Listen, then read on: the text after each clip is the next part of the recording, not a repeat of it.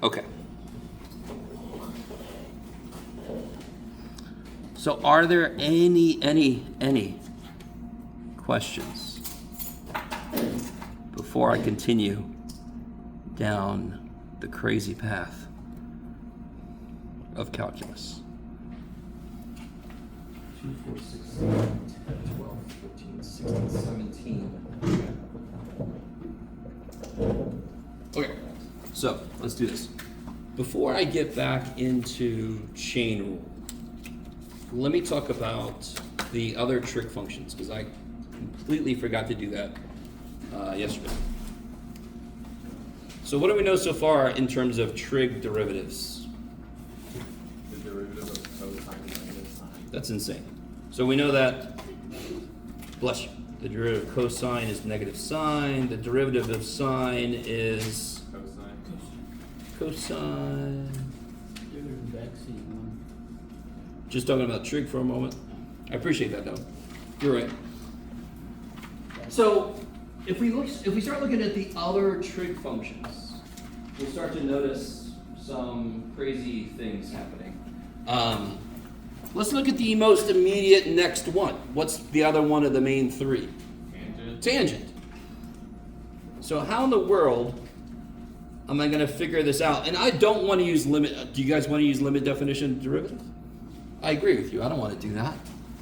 Could we not do sine over Yeah. sine? Shit, yeah. I guess so. You had to do the quotient rule. I guess so. That makes too much sense. Don't work for the government. They wouldn't hire you. Okay, so sine x over cosine x, because you make too much sense. If I rewrite it like that, in terms of functions, I already know their derivatives. I can marry that knowledge with the rule, the quotient rule. Yes? So how would I do h prime? You guys go ahead. You guys set it up. You already know what to use, quotient rule. Go ahead and try to set up what that would be. Your time starts now. Ding.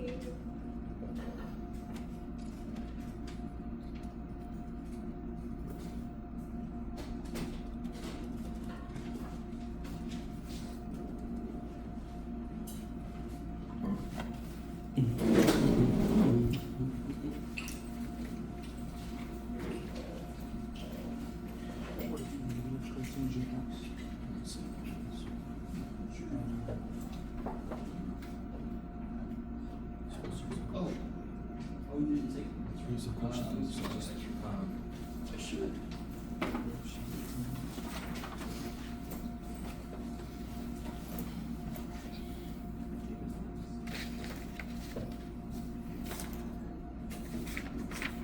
I do. It's got extra crap on it, doesn't it?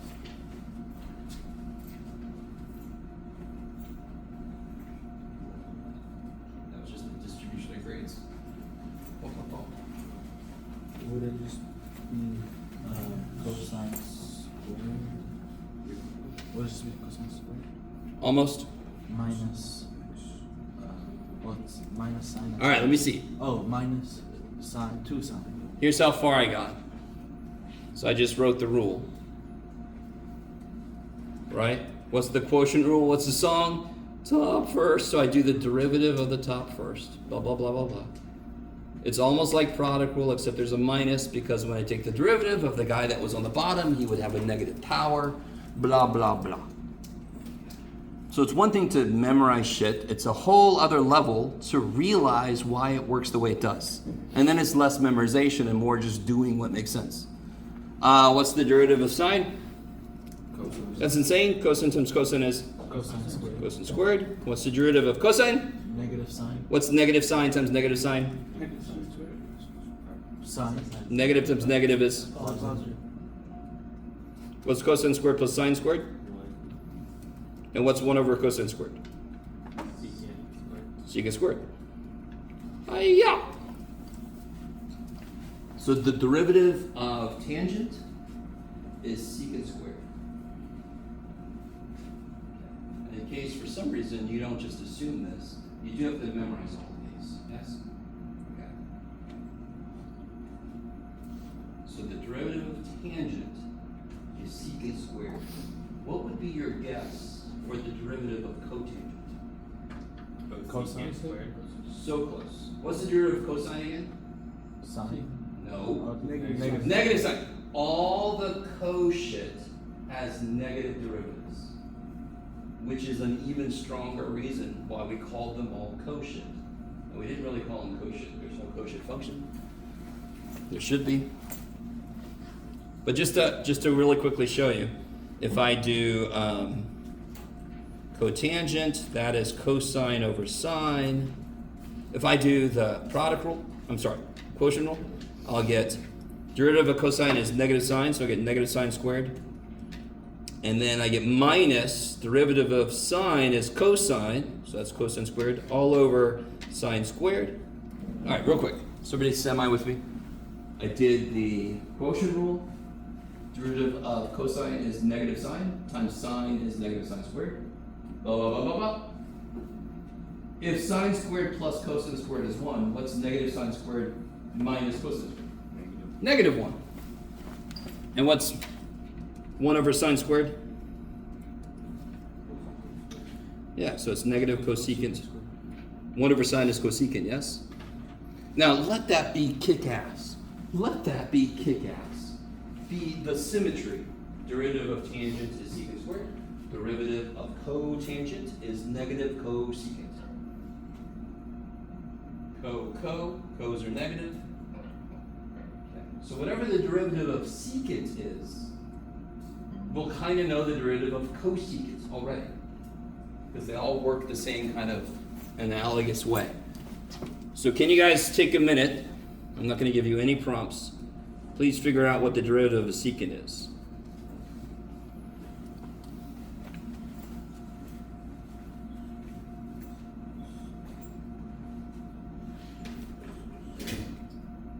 You just go backwards. Say again.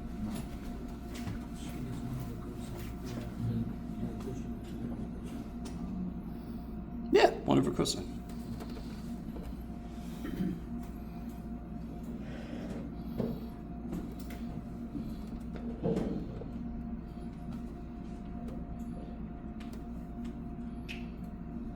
Run.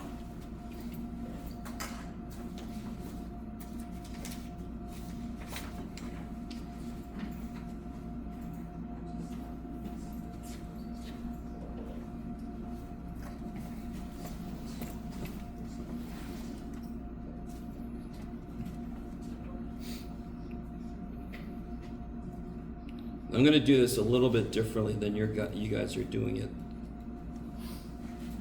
Whenever the top is just a constant, I never do quotient rule, because if you do quotient rule, aren't you getting 0 minus something because the derivative of a constant is 0? So screw quotient rule. If the top is a constant, I just bring the bottom up. What rule do I have to use now, though? Chain rule, kick ass. How do you know you have to use the chain rule? There's two, there's outside and inside. Yeah, the inside function is more than just x. Yes? So how does this work? Take the derivative of the outside. Sure. How does it work? So, Something to a power, what happens to the power? minus 1. It comes down in front of stuff, and stuff is now to the Negative second power. negative 2 power times what? The derivative of the inside. Derivative of the inside. Kick ass. Take the derivative of something to the negative 1 power, done, times the inside gets its own term. Please don't make more out of chain rule than what it is. Each element gets its own term. There's a negative 1 power element, it gets a term. There's a cosine x element, it gets a term. Maybe?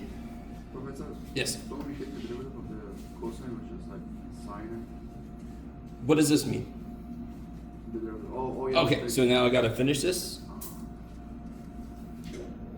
I appreciate you though, you try to keep me honest. It's not easy. What's the derivative of cosine? Negative sign. Negative sign.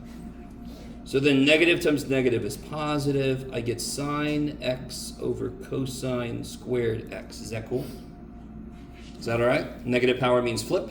Negative times negative is positive. Sine up top, cosine x squared on the bottom. Yes. Can you do it with For the quotient rule, just to see. Of course, sure. Okay, just a minute. What is? Do you guys agree with me? This is sine x over 1 cosine times 1 over the other cosine. Is that cool to break them up like that? Isn't there still 2 cosines on the bottom? Yeah. Same thing, yes? What is sine over cosine? Tangent. Tangent. And what's 1 over cosine? Cosine. Secant.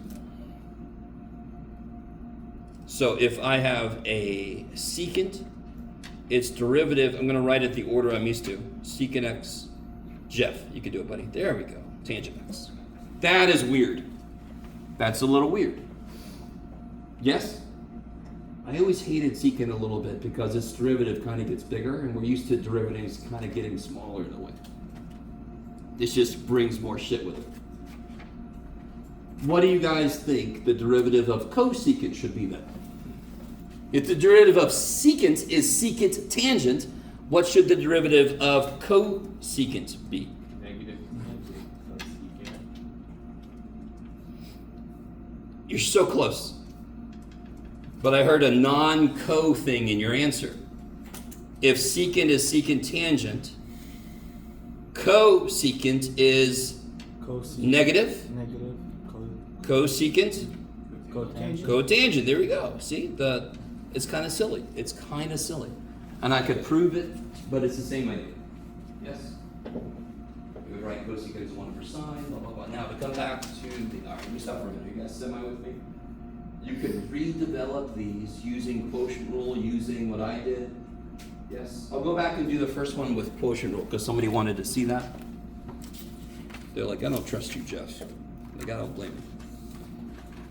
So if I want to use quotient rule on this, how do we get it started? The derivative of the Derivative of the One. top times the bottom Times minus bottom minus Derivative of the bottom. the top times. the derivative of the bottom. Good? Over? Over the bottom squared. Cosine squared. What's the derivative of 1? 0. I always get people tell me this is 1. They just tell me this is cosine. And I'm like, no, this whole thing goes to 0, yes? That's right. And then don't you get the same shit I just had a minute ago? What's the derivative of cosine? Negative sine. And negative sign is sine. Isn't this where we got to over earlier? cosine squared.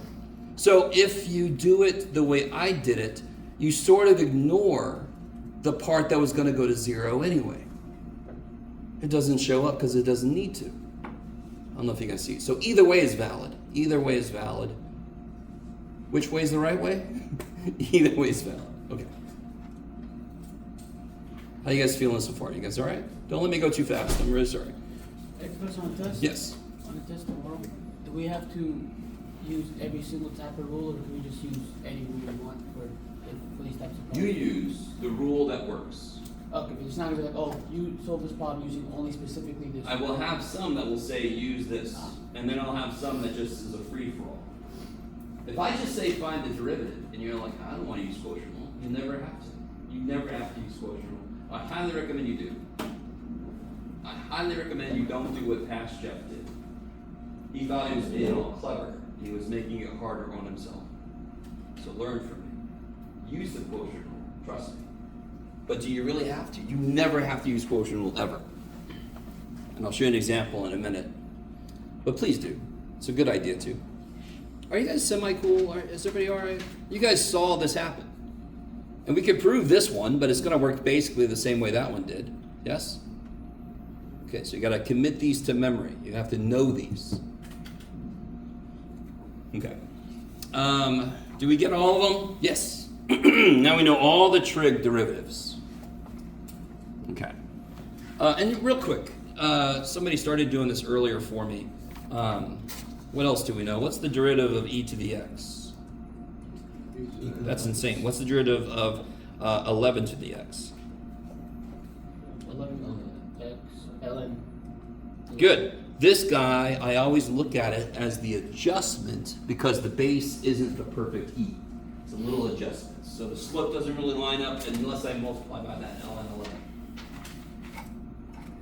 Maybe.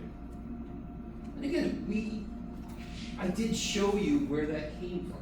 It's not just a rule that you're handed and said, do this stuff or I will, throw you in a dungeon. No, you just do it because it makes sense. Okay. What other stuff do we know? Anything else? I think that's basically. I mean, we know the power rule. Yeah, we know a lot of shit. Look at us go. All right. So this stuff with the trig was section 3.3. So let's jump fully into chain rule. Does anyone not have this handout that we worked on yesterday? Does anybody need this? Because the other side is the chain rule.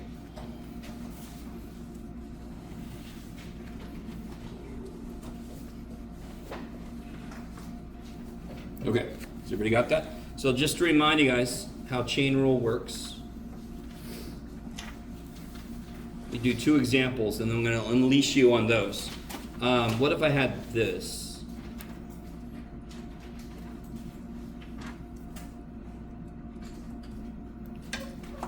That's an awesome, I love it.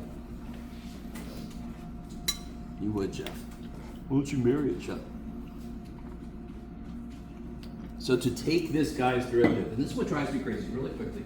If you have any tutor, any teacher trying to tell you, you have to know ahead of time how many chain rules you have to do, you look them in the face, you say, no, I don't. Stop that shit. What is this primarily? What is the outside function? Sine. So I'm going to say to myself, oh, that's sine of stuff. How do I take the derivative of sine of stuff? Well, no, just how do I take the derivative of sine? Yeah, so the first step is just sine of stuff, the derivative is cosine of stuff. Why am I not done yet? What do I have to add to this? Not add to it, but what do I have to tack on? And what's the inside function? Yeah, they're square.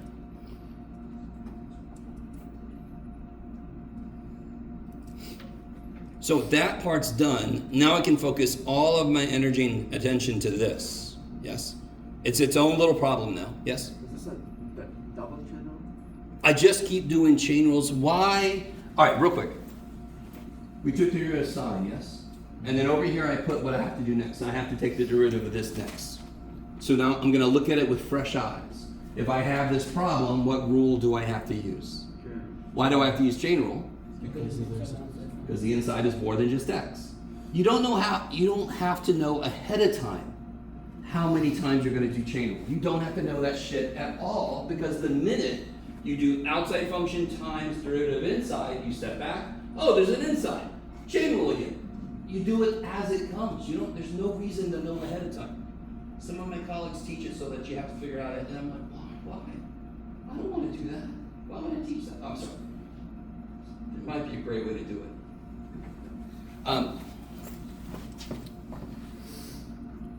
So this is just going to come from the right because he's done, yes? What's the derivative of tangent stuff? I know we just talked about it, but what's the derivative of tangent stuff? Secant squared stuff, yes? Notice how the inside of the thing I'm taking the derivative of does not change. Times, who gets a turn now? What was the inside function here? X squared minus 3, he gets a turn. Do I have to do chain rule again? Yeah, I don't have to use chain rule, because isn't this x squared, isn't the inside function just x? I guess 2x. Yeah. So I don't have to do chain rule again. Because the other thing I notice students doing is somebody sort of like writes a big long line of shit and you don't know where to stop. Of course I'm not going to use chain rule now. I'm not going to use chain rule because it's just x. And like the man here said, the derivative of this is 2x, so I'm just going to put that out front because it is a coefficient. And then you just have to slog your way through to actually writing the answer. Okay. Neat. Now, I need you to really notice something about yourself. Does anyone look at that function and go, oh my God, what the shit? I don't blame you if you do. But do you notice how everything we did it one thing at a time? I worried about sine. That's easy. It's cosine. Then I worried about tangent. New, but still easy. It's just secant squared. Then I worried about x squared. Easy. Each thing I actually had to do something to was easy. How does it come together? Does it come together to something really nice? Do you want to do much with this? Do you want to graph this by hand? I definitely don't either. But thank God we don't have to. We're done. It doesn't even matter how ugly this is, because we're done. What would it mean if I put a 7 in here? Wait, x equals 7? Sure. If I put x equals 7 in here, what would the result mean? And the slope. That's the slope of the original function at 7. Exactly. Good. Why do I keep doing that? Because I need to really keep you grounded as to what the hell you just did. What did we just figure out? The slope everywhere. That's what we just figured out. We call it the derivative to make calculus seem all amazing. Slope, that's so algebra. Derivative sounds funky. Let's use that. So we did. How you guys doing so far? You guys okay? Do you notice how the only thing I had to know at the beginning, I need you to see this. I didn't give a shit what this was at first. I need you to understand. This is the sine of stuff. Its derivative is cosine of stuff. Then I worry about what was on the inside. Do you see what I'm saying? I think a lot of students, you think you're supposed to think of the whole thing at once. I'm here to tell you, hell no. I do the same mistake when I try to draw somebody. I try to take everything in at once. And the people that are able to draw, they see it and then they break it down to its basic shapes. And I just can't do that. I don't automatically do that. Same thing here. Look at what we did. That looks impressive. But if you go back, every single step was not that crazy. I'm hoping. So, I mean, how many chain rules could I create? In fact, have you guys ever heard of Russian nesting dolls? Yeah. In fact, there's a really good Netflix series called Russian Doll. You should watch it. But there's a doll inside of another doll, inside of another doll, inside of another. And you're like, oh my God. I always think of this as Russian nesting dolls. There's the innermost doll that's inside this doll, that's inside that doll. So we're just sort of like uncovering it one doll at a time. Yes? Okay. Oh, let me think. Well, I can't remember now. Let's do one more example. What was the other example you wanted to do, Jeff? I forget. Oh, here we go.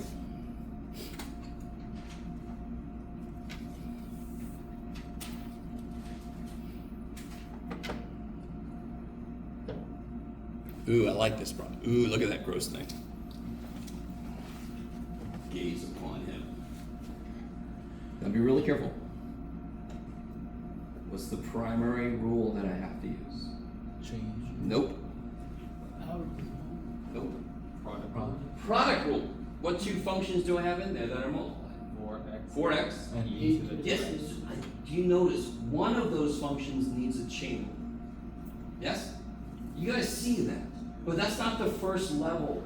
I've got a function times another function. I can't take this guy's derivative without using product rule first. You guys see that? So what does product rule say to do? The derivative of f of x times g of x. Yeah, so the derivative of the first one times this guy plus this guy times the derivative of this guy. I really stress in my classes to be nice to yourself. I don't think math is evil. I understand how you could think so. So let math be the one that's mean to you. Don't be mean to yourself at the same time. I wrote the rules so now I can focus on just the parts I have to do a derivative of. So the very first thing I have to do is take the derivative of 4x. What's that? Freaking 4. Yeah, I appreciate that shit. And then this just gets rewritten because he's got nothing happening to him. Now over here, things are going to get a little worse. I'm going to do everything inside these parentheses so I can worry about simplifying later. How do I attack this guy? What's the outside function? E. Yeah, e to the x. What's the derivative of e to the stuff? E to the stuff. So the first level of this is the derivative of the outside function is itself times the derivative of the inside.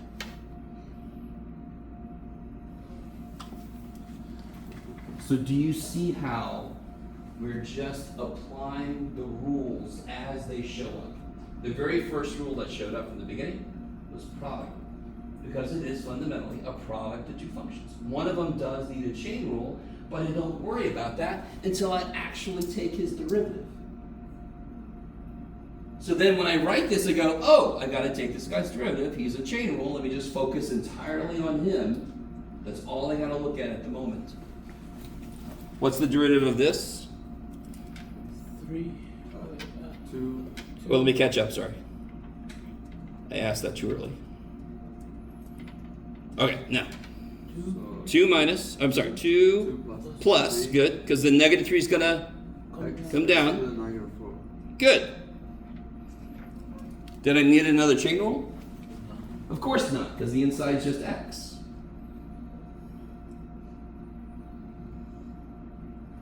Sorry. Now, in terms of simplification, there's not a lot you could do.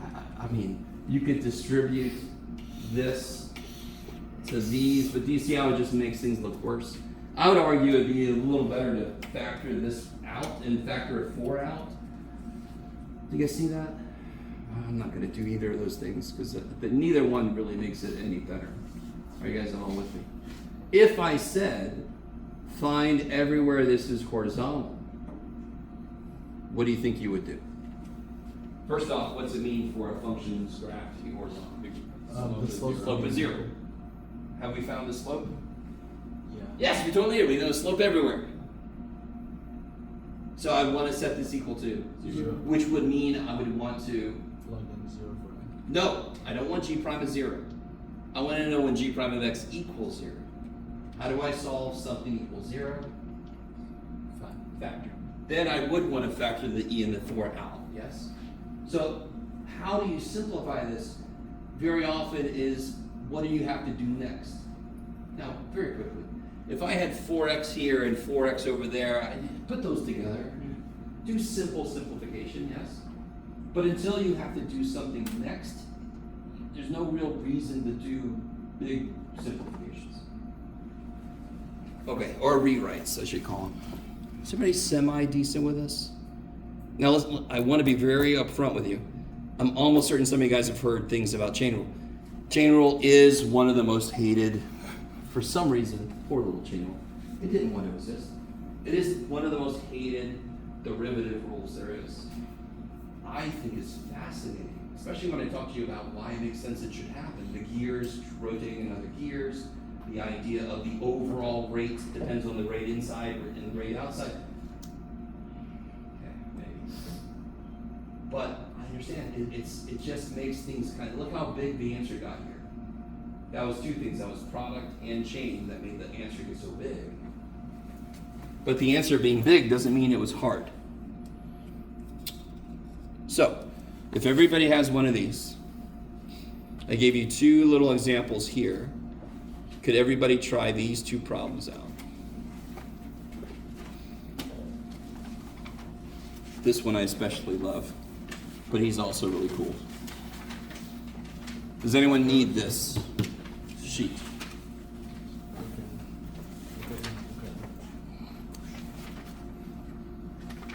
You could work alone. This is one place where maybe this way of writing it, so this is what we proved yesterday.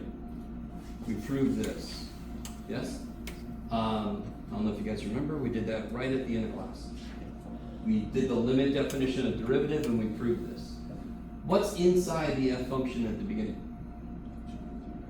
Okay, what's inside the derivative of the f function here?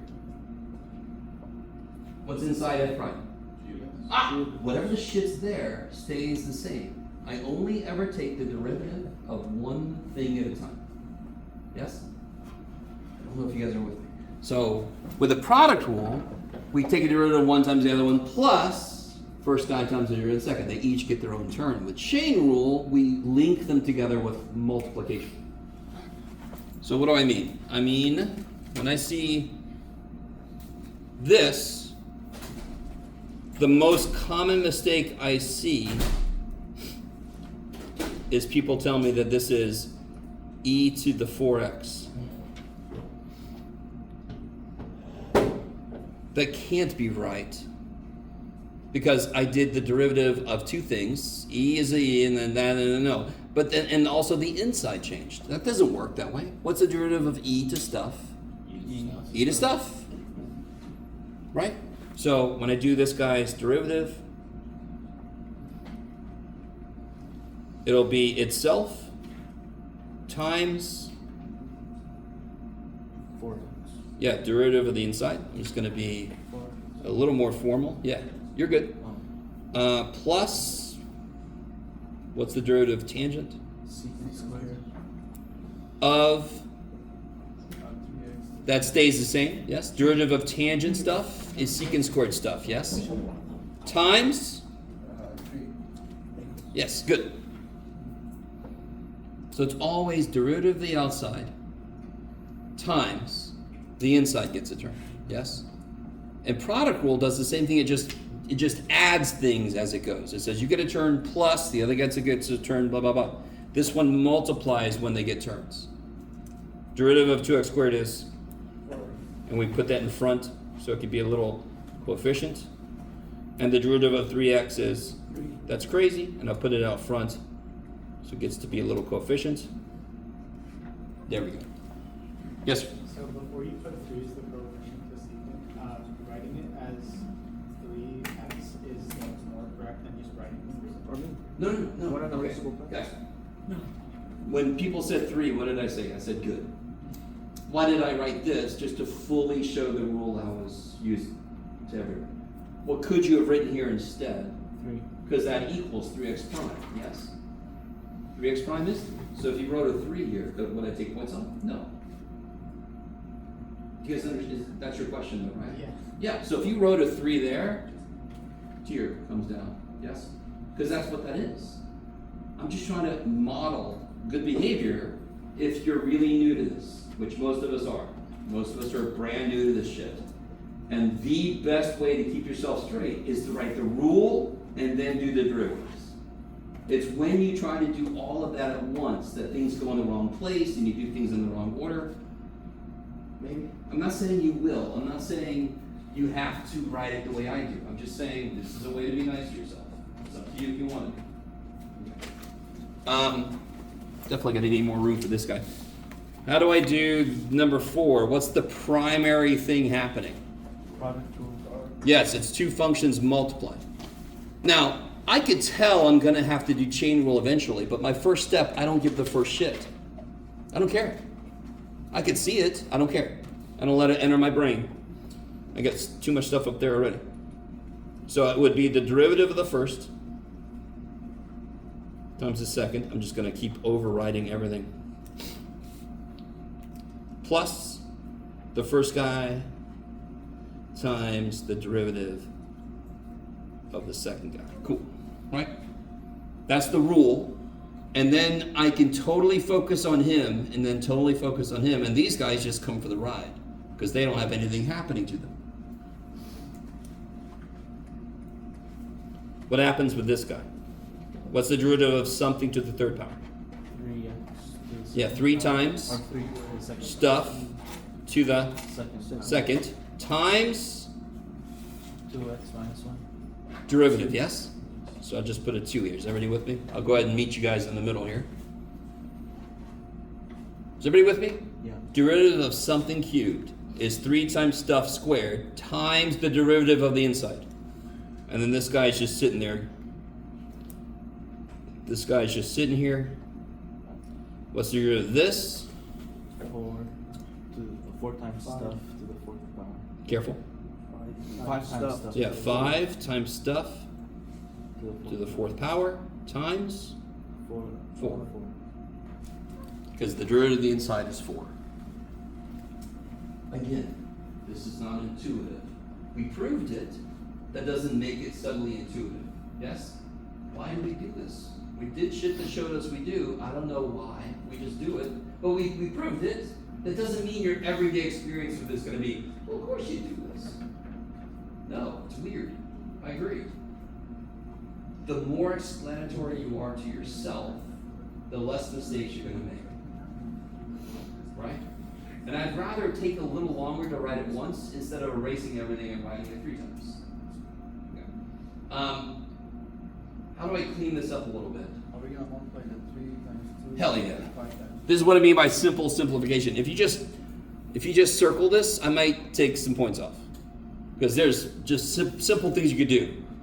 So 3 times 2, you're not going to believe it, it's 6, yeah. And then, thank you for that. I was going to get my calculator. And then what happens here? 20. Yeah, good, 20. Now, that is the answer to this question. Is everybody with me? That's the answer. That's the answer. Yes, that's the answer to the question I asked you. Now, being a teacher, I'm going to ask you a bonus question on this. How do I figure out where this g function would be horizontal? Vicinity. Go for it. Figure that out. Tell me. If you get 2 answers, you've missed one. I'm sorry, I did sing for a second. I shouldn't ever. That's an offense to humanity. Yes. The brackets are just What are you gonna do first? Do it again. The brackets are What just. are you gonna do first? I'm gonna. Oh, the brackets I'm using? Yeah, it's Yeah, it's just because I have so many parentheses. Yeah. I always kind of go I a will. little up. I'll I take have too out. many parentheses. You can take out not 3. You can take out 2. Careful. Take out some. The semicolons. Yeah, you can take out 2. What? You can take So what out. would that do for us? Taking out a 2 would this equals 0. X equals 0. Right? Take out a 2. What do you mean x equals 0? I don't know that. No, you're just factoring. Yeah, X equals 0, factoring. you're just factoring. Factoring. Take out a 2. The biggest mistake I see is people give me 2 answers, 1/2 and -5/4. That makes this whole thing 0, yes? But you lose a bulk of the points because the third answer requires some algebra. What do you always do when you set something equal to 0? Factor the damn thing, yes? Look what this dumb thing says. Numbers times so many of these times so many of these. They have a whole bunch of shit in common, yes? There's a lot of writing I had to do. There's not a lot of elements. What number comes out? 2. 2. How many 2x minus 1s comes out? Should Do this. Yeah, 2 of them, yes? Because he could give 3, but then he would really freak out. So I'm going to take 2 out. I always call this like the semi-nice tax man. He'll take as much as you got, but not more than that. Which is sometimes different than the You normal. can take out 4. How many 4x plus 5s? 4. 4 of them. So what's the shortcut on that? I just take out the smaller power, I see, yes? Because that's what they both have, at least that much. Okay, so that's what we took out. That's the GCF. What's left? 6 divided by 2. 3. That's crazy. I had 2 of these, took them both. I had 5 of these, I took 4, so You just left with 1. left with 1. Plus 20 divided by 2 is. That's crazy. I had 3 of these, I took 2, so now I have 1. I had 4 of these, I took 4. Yes? There's a lot in each piece. Who gives the first shit? I just gotta write a little more. I don't care. That's easy as shit. That's just GCF. Don't make more of that than it is. What can I do? I still can't see all 3 answers. There are 3 answers here. What can I do with this? Distribute it. Yes, get your like terms together so it looks more like that. So I'll get 2x minus 1 squared, 4x plus 5 to the 4th. And then this will be 12x plus 20x is 32x. Is that cool? Don't make me write this all out. 15 minus 10 is 5. You guys see that? So what's my 3 answers? No. 1/2. -5/4.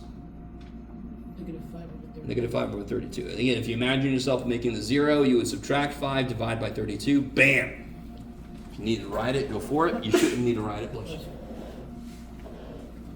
So if I graphed the function, what would I see at x equal 1/2? What behavior would I expect to see? Sure. So it would either go like that, or it would go like that, or it would go like that, yes? It could be a minimum, it could be a maximum, or it could just be a little resting point, yes? I would expect one of those three things to happen in each of those inputs. Don't have little rounds. No, be careful. This is the derivative. This is not the function, so I can't see the multiplicity and tell what the function's doing because this is the derivative. Okay, but I do appreciate bringing multiplicity back. You guys all right out there? So this is, remember I put this on a worksheet not too long ago? And I told you we're gonna be factoring stuff like that, a decent amount. Well, there you go. Okay. Sweet. So, here's the plan. I can right now just make up a bunch of chain rules parts. And we can focus on that for a bit. Or we could go to the practice test and start doing a general review for the test tomorrow. Personally, I would recommend we do more chain rule for a little bit, and then we can kind of like, what I like to do is to try to study backwards, start with the more recent ideas and go back. But it's completely up to you guys. Anybody have a preference? By the way, this is our first review day. I have the answer key for the practice test. I'm not going to give it to you yet. When I do give it to you, don't look at it and just agree with me. If you didn't try the practice test, don't even look at the damn thing. All it's going to do is build false confidence. Yes? I would have done that. Yeah. No. Who knows? So, the way review days normally work is I don't really bring much of anything besides the answer key. It's really dependent on your questions. If nobody asks me questions, I will start asking myself questions. Right? And I might not ask myself the questions you want answered. So, if you have any questions, let me know. Does anyone want me to just make a few more examples of chain? Actually, could you make a mix of questions, of different questions that would be similar to the test from different chapters? Okay. And include this practice? Yeah, that's a good idea. Let's see. So let me make 3 questions right now. Okay. Yep. And they all would say differentiate. I don't know if I've used this word yet, but differentiate is a weirdly a word that means find the derivative.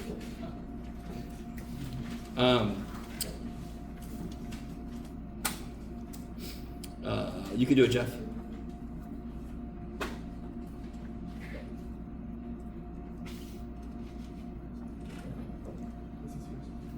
Okay. There's one.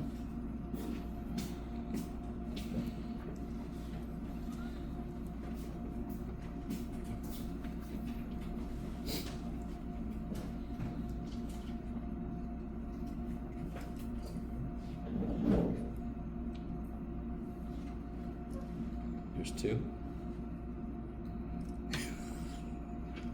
So funny. I just saw somebody's face. And let's see, what do I want the third one to be?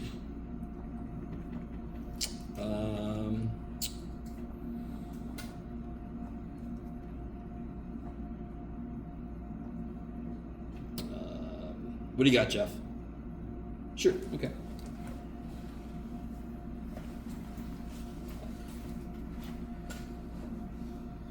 Now, does anyone look at those 3 and you identify the one that's sort of the worst? The last one. Last one's nice. The first. Last one's nice. Now listen, I don't mean to take away your lived experience. You could look at 3 and be freaked out by it. Second one? But number 3 is just what rule, primarily? Product. It's not like a lot going on. Second one, what's going on in the second one? It's not just quotient rule. In fact, what is it first? Chain rule. Chain rule that will then have a quotient rule part to it, yes? Do you see how number 2 is stealthily the worst? Now you could multiply it out 5 times. I don't know who would do that. That would be insane. I would not want to do that. So, I don't know, how do you guys want to do these 3? Do you want to try these out? Go for it. I'll make a decision. Try those out real quick. Try the first one. We'll do this one at a time. Go ahead and do the first one. First one just the power rule.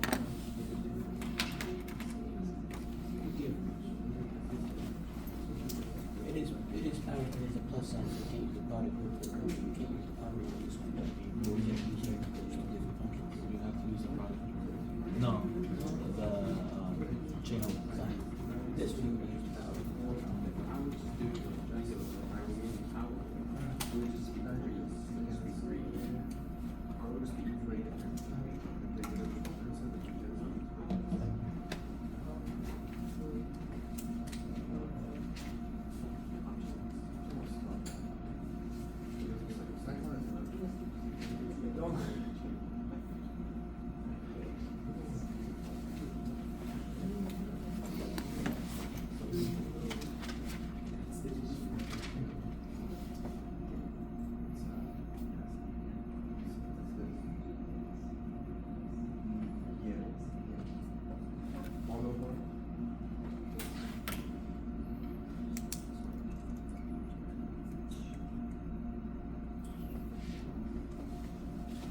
This is not too bad, right?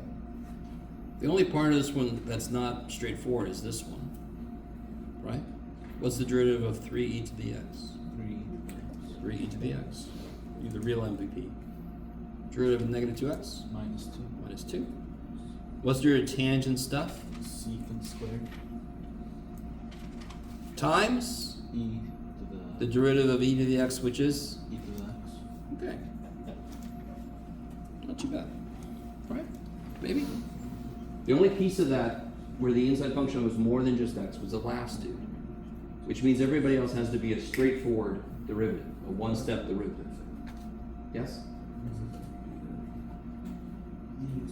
When there's pluses and minuses in the middle, that is effectively me doing what math teachers love doing, which is putting 3 problems in one. That's a problem, that's a problem, that's a problem. Yes? What's happening here again? What? Just to make sure everybody starts this one off right. Chain rule. And the outside function is 5. stuff to the 5th power. Okay, try to write out the first few steps of that and then I'll catch up to you. You wouldn't give this to us on the test, would you, Chad? Yes. I would. All day. Maybe an hour. 58. Doesn't actually change the work at all.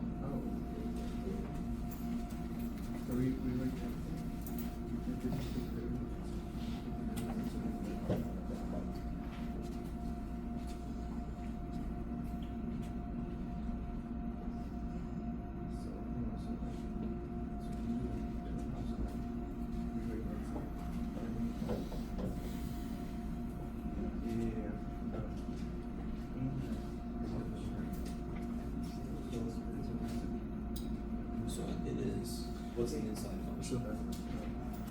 Yeah, and what's the outside function? Good. So how do you take the derivative of something to Or the 5th power? number 2. 5. Okay, so. I take the derivative of x to the 5th power. Why would Good. you? And so 5 would come you have down to do the in chain front of rule. stuff You don't to need the 1 over 2x, no? 4th power times derivative of the You inside. have to quotient rule. And that's the real problem. Here, I'll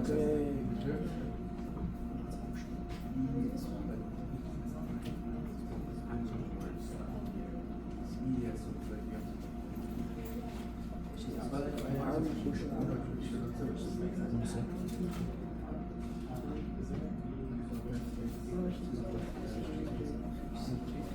No, if you do keep line, you can immediately know what you just said. Take the 5 down, and then times this business prime, and then focus on doing that. Yeah, totally. Yeah. Jump. Well, then, in the second step, you'll do that derivative of the inside. That'll be the next thing. You only have to worry about one piece at a time. So, when you start your chain rule, you get 5 something to the 45. Yes. And then you quotient rule. That's a 2, by the way, right? Where? Squared, not a cube. Oh, Right. Yeah. When, yeah, that made fix Yeah. Okay. Okay. Yeah. I'll change your guy. Yeah, so, you just quotient rule like this. Use quotient rule. Yeah, totally. You get that, and then You'll just put all that shit back here. It'll be 5 this times answer. Okay. Yeah.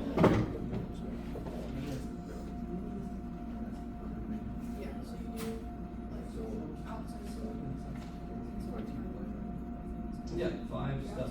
4 powers, times derivative of size. Where's the top and the bottom? Minus top minus derivative of bottom. Okay. So how are you guys?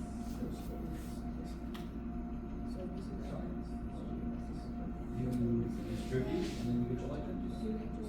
Yeah. Distribute, you get your lectures?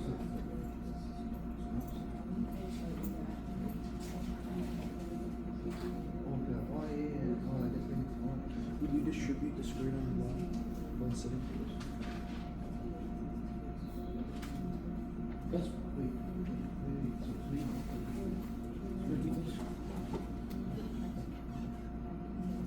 No, what? How, where did this come from? Oh, so why is there a 5th power on it? So, okay, I'm not, let's see, okay, maybe this is, let's see. Use the quotient. So the derivative of first times it. Oh, that's what happened, is it? Why is there a line through this? Because I crossed it out, because if you, this would be 1.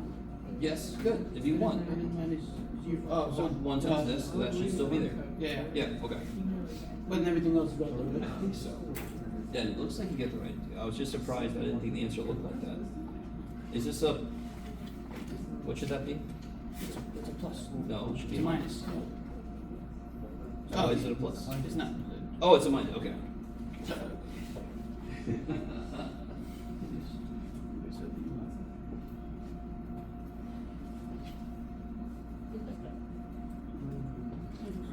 Is this what you got?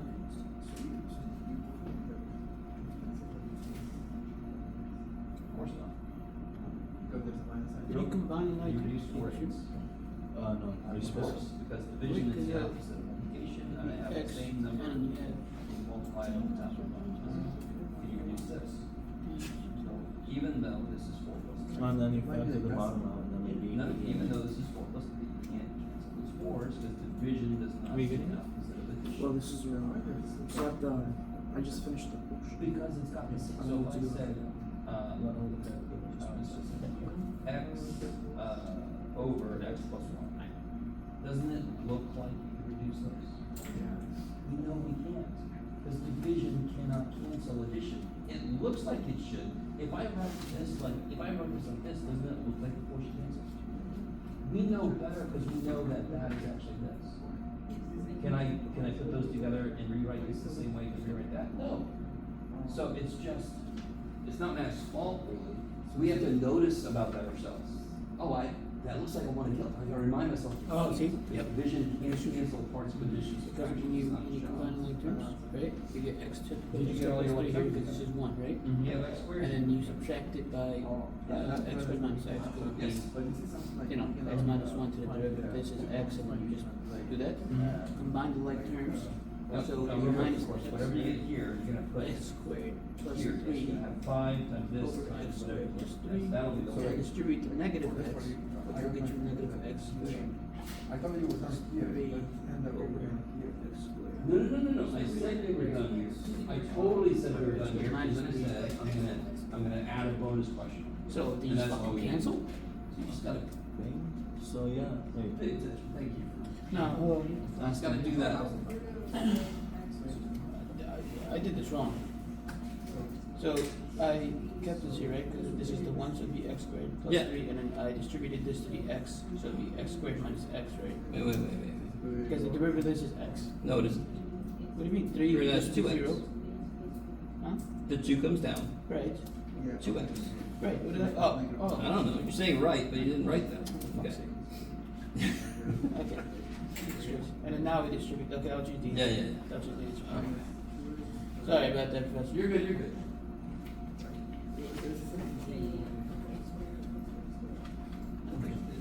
You want number 2?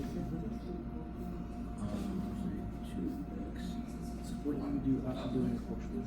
Okay, after you do the quotient, once you do the quotient, okay, first you have to, what's the derivative of x minus 1. Yeah, that's good. I mean, It's just it's very easy.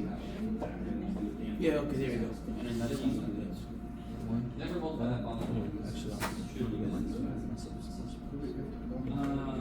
maybe 5 is wrong, yeah. okay, which is then turned into, because 1 times x squared is Yeah. x squared plus 3 plus, why would I do plus? Yeah, minus 2. Or did you flip it? Did you change And then you it? bring that 2x out. I love it. Why is this a plus? Negative sign. Quotient. Oh, it's still there, so put the minus. Oh, I'm thinking of the Product with minus, and then you put that x minus 1, because that's unchanged. And then what's the derivative of x squared plus 2? I mean, you could. You could make this 4 of these. x squared plus 3. Minus. Mine. What do you get 2x cubed? Yeah, but this is an x, so it's 30x. Because 2x times x is. Yeah, that's Yeah. Squared, but you put x cubed. I messed it up. Is it 30? Yeah. like I was saying, something else, like you could, this is 4 of these, times 2 of these is 6 of these, but it doesn't do anything. Yeah. Over what? Okay. Over. Wait, hold on. I messed up. You didn't mess up. But over what? Over, oh yeah. Over, x squared. That's still going. Jesus. Oh yeah, I said I was gonna do one or two. Cancel. If this is your top, this is your bottom. All right, guys, I'm gonna look at this one. Let's see. G prime. Stuff to the 5th power. The 5 comes down in front of stuff. And it'll be to the 4th. Power goes down by 1, and then I have to take the derivative On the inside. of this. Now, there's not a damn thing wrong with just taking this by itself and doing it, but then you have to remember to put it back here and say your answer is 5 times stuff times the thing I get. So let me just focus on him.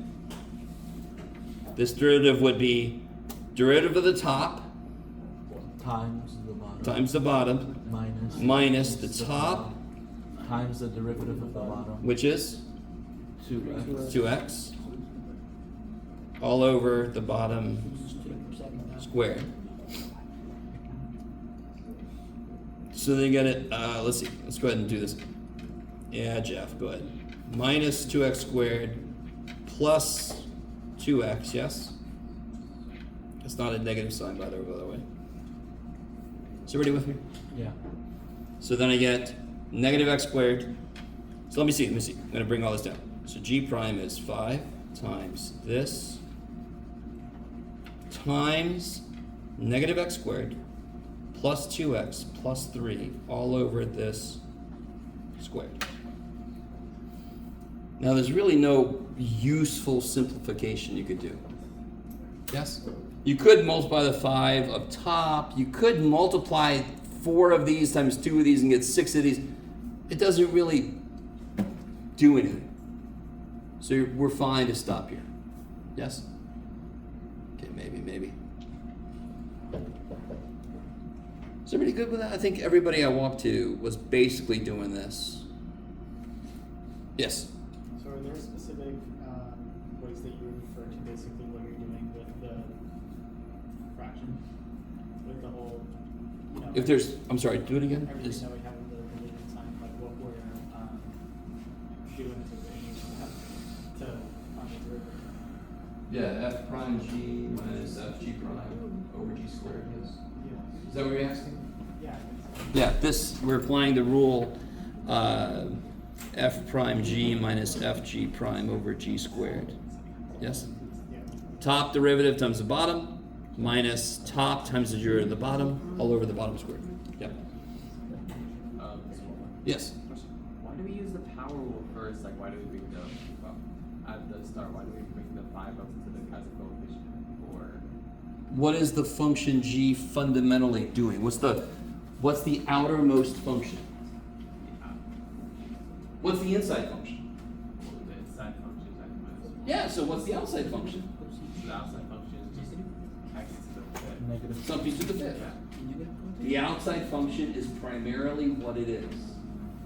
This is an x to the 5th function, yes? This is an x to the 5th function where somebody shoved a giant other function into it.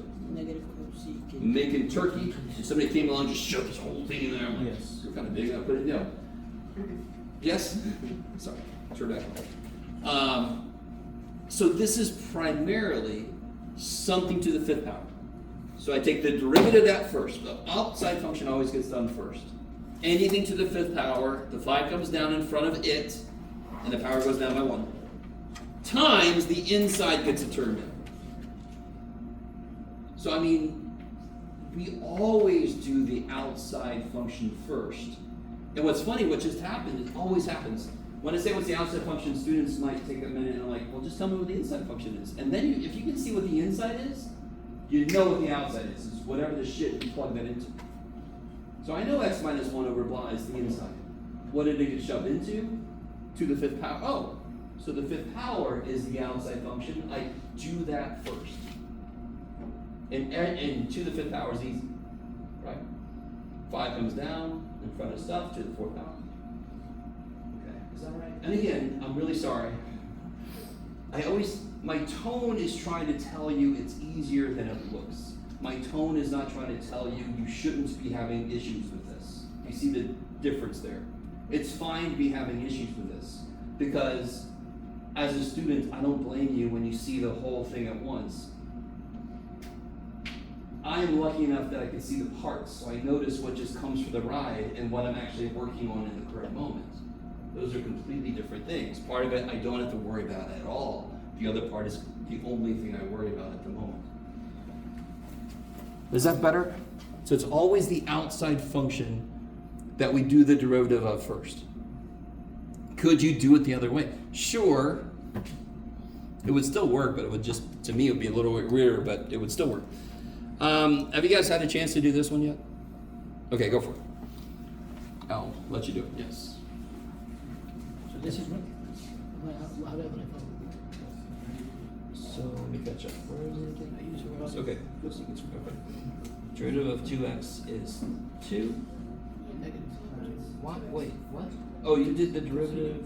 It's 2x cosecant. It totally is. So it's a product of two functions. So you should be using, it looks like you're using product rule because you have a plus sign. Yeah, no, I'm saying, isn't the derivative of cosecant? But this is where you're doing the derivative of cosecant, yes? You're telling me this is where you're doing derivative of cosecant. No, the question was 2x. No, okay, I see. I have a 2x function times a cosecant function. Derivative of 2x times this plus 2x times the derivative of this. Oh. This, jingle. I thought it was 2x cosecant time. I'm gonna focus on that. In fact, I gotta write a few notes down to myself because as I'm walking around, I'm thinking about other things to show you.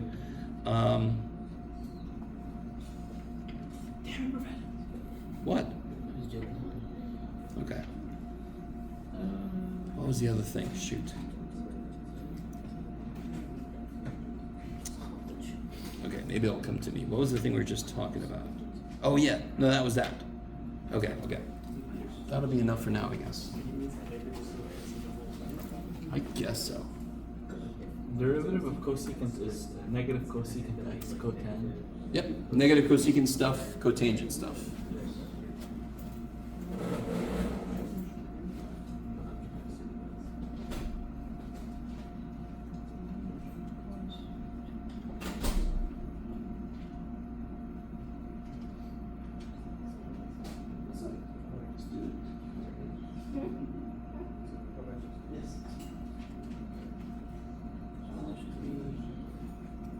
Eventually, primarily it's so 2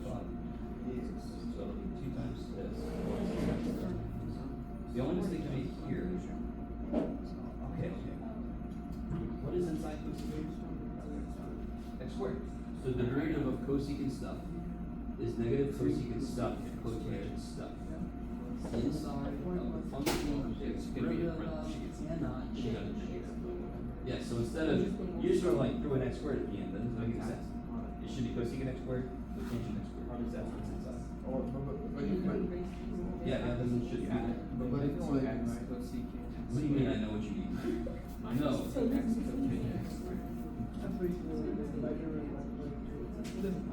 No.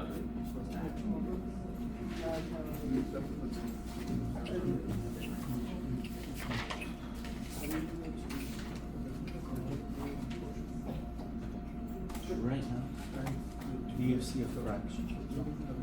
Okay, what is quotient? Quotient, the word quotient. Oh, shit. what does it mean? It means the It's a answer very exciting part of the to a video. division Shoot. question, right? Do you see any division or any fraction? No. So it's just multiplication, so you just use a product. Because product is an answer to a multiplication. Good. Quotient is the answer to a division. What's inside cosecant? No, what's inside a cosecant? No, what's inside a cosecant? X squared. X squared, so it better still be x squared here. Yeah, well, I thought. It says x, it doesn't say x squared. How did the inside change? So it should be negative 2 cosecant x squared cotangent x squared. Yes.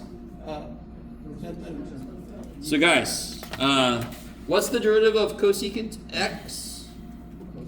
Cosecant, negative cosecant, cotangent. No, what's this derivative of cosecant x? X, cosecant x, cotangent x. Did the inside change? No. So the rule is whatever's inside stays the same, and it's negative cosecant cotangent. Okay, right? So what's the derivative of cosecant x squared?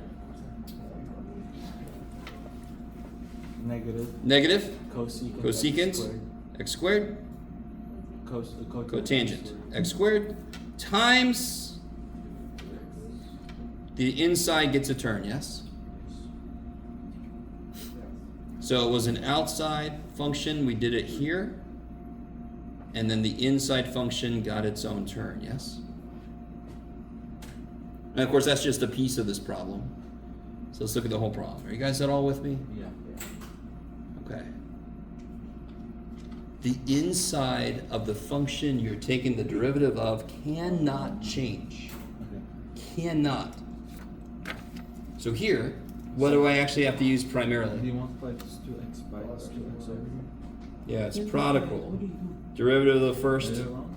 times this No, wrong. plus 2x times what we just got. Derivative of this, yes? Which is negative cosecant x, sorry, squared, cotangent x squared times 2x. Now, if you circle that, I'm going to take some points off. Why would I do that besides I'm a jerk?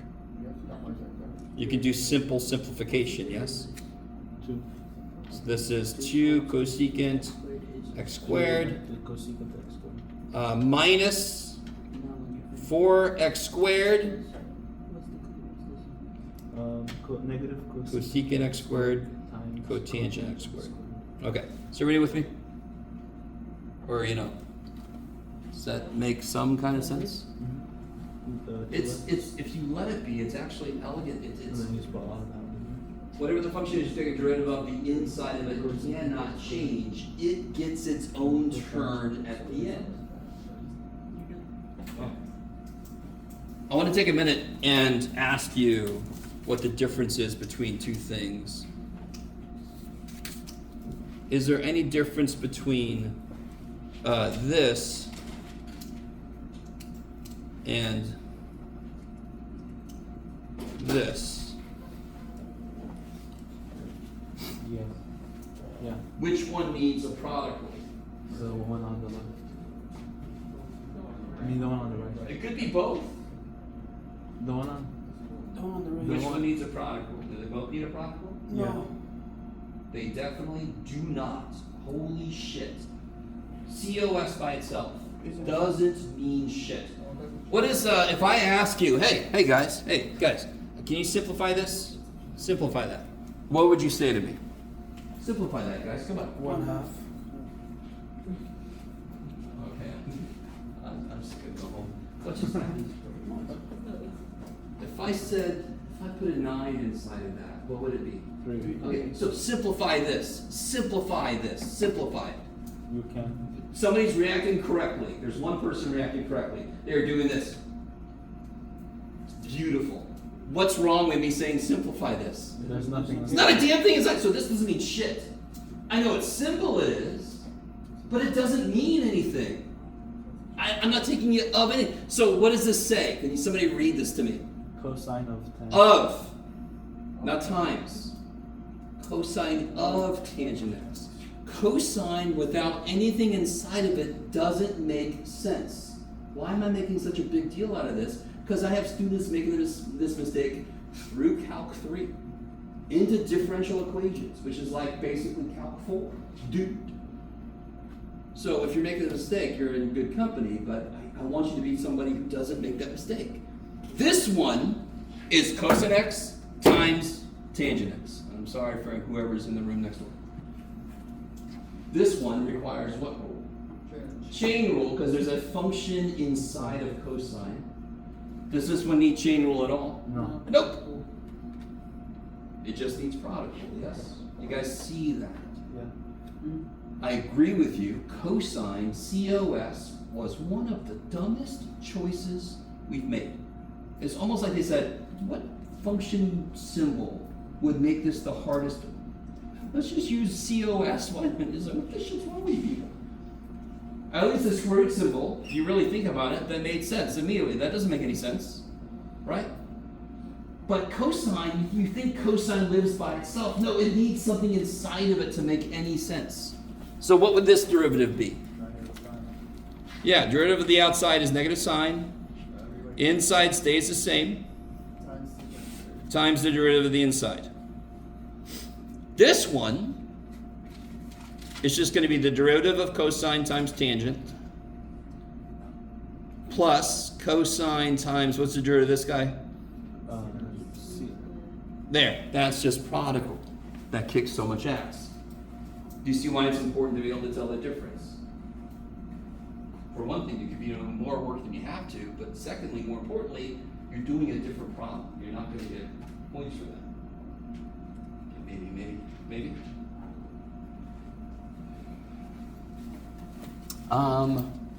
Same thing's going to happen when we finally get to natural log. This doesn't make any sense. This makes sense. Yes? So I'll say something like natural log of x squared, and people do this like a product rule. No, it's not a product rule. Yes? Okay. It's a chain rule. We just don't know the derivative of natural log yet officially. Professor, can you give us some practice problems that would be found on the test that refer to earlier chapters we learned? I need you to be just a little more specific. Let's go. You could reference the practice tests? Let's go. Or Give me practice problems that would be similar to the practice test 2.3, 2.6, and let's say 2.5. alright, so 2.3. 2.4, 2.6. 2.3 is where we were doing algebraic simplification to figure out limits. Yes? Yeah. So stuff like, what would I do here? I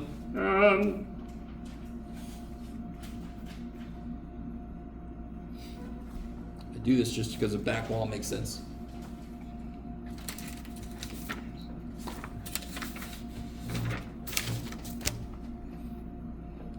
How to figure out this limit. I'm sorry, why do I have multiple variables going on? There we go. Make that an x.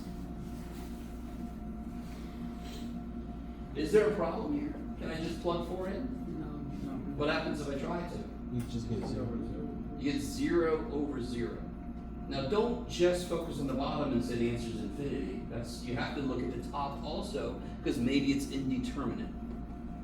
This is indeterminate, and here's the biggest mistake I get people. Here's several mistakes. I guess somebody does this. That's neat. Yes? Yeah. 0 divided by 0 is 0? No. It's indeterminate. And then I get somebody to just do this and stop. But what does it mean when I get something that's indeterminate? What does that tell me? It could be. Any answer. My work has just begun. It could be almost any answer. Yes? So what work do I have to do? Conjugate. Conjugate. And what is the conjugate in this case? X minus 3 plus 1. Square root. Square root x minus 3 plus 1. X minus 3 plus 1.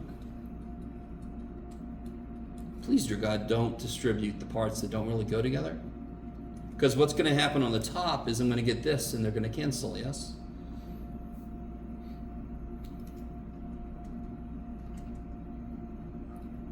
Square root of this times square root of the same thing as it. Middle terms cancel. Minus 1 times 1 is minus 1. Sure enough, that's x minus 4, yes? Yeah. So I don't want to distribute this because I don't want to miss the fact that those cancel. And now can I plug a 4 in? Totally. Square root of 4 minus 3 square root of 1 is 1 plus 1 is 2, so I get 1/2. I'm done. Yay! Square root of -3 times square root of -3 is still -3? What's happening? I don't nowhere in there do I see the square root of -3. No, No, I'm saying like when you say x minus square root of x minus 3 times the square root of x minus 3. So wouldn't it be x plus 3? I'm not sure. Of course not. What's the square root of 11 times the square root of 11? 11. Oh wait, it's because it's square root, so you don't have to change it. Square root of something times the square root of that same thing. It's half of that times another half is a whole that. Yes? About 5 on practice. Okay, thank you. Do I still have a practice test? I don't know. Probably. Oh, yeah, here we go.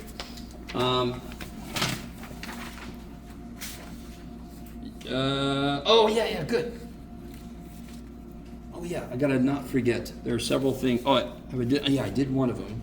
The other one was squeeze theorem. Squeeze theorem was in the homework. Let me talk about it very quickly. Has anybody ever seen, oh my God, I'm sorry. Has anybody ever seen the original Terminator from the 80s?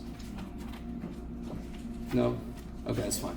There's a scene where they put the little Terminator dude crawls into a hydraulic press, and then the press closes on him, and that's how they kill him. Yes.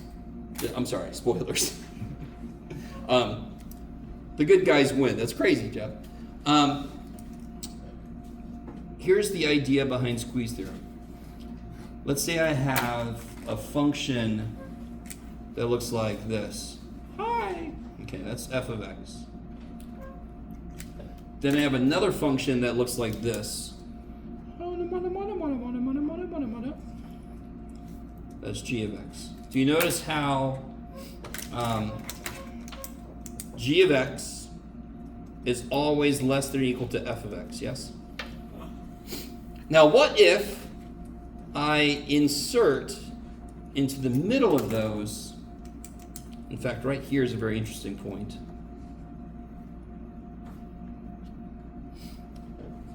What if I insert in the middle of those another function, and he is forced to live between those?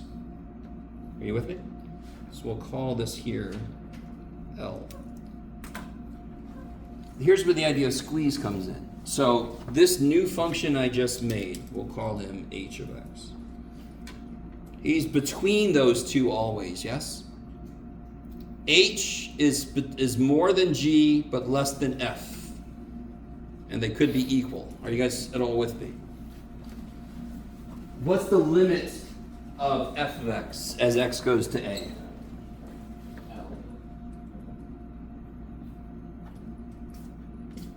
And what's the limit of g of x as x goes to a? So what must the limit of h of x be as x goes to a? It's squeezed. It's got no other option. No matter what, if it wants to try to escape having a limit of L, it can't. It's a hydraulic press. It's got only one place it could be, and that's L. Now, a really good question right now would be, how does that help anybody, Jeff? So here we go. If I had to figure out the limit as x goes to 0 of, what do you got, Jeff?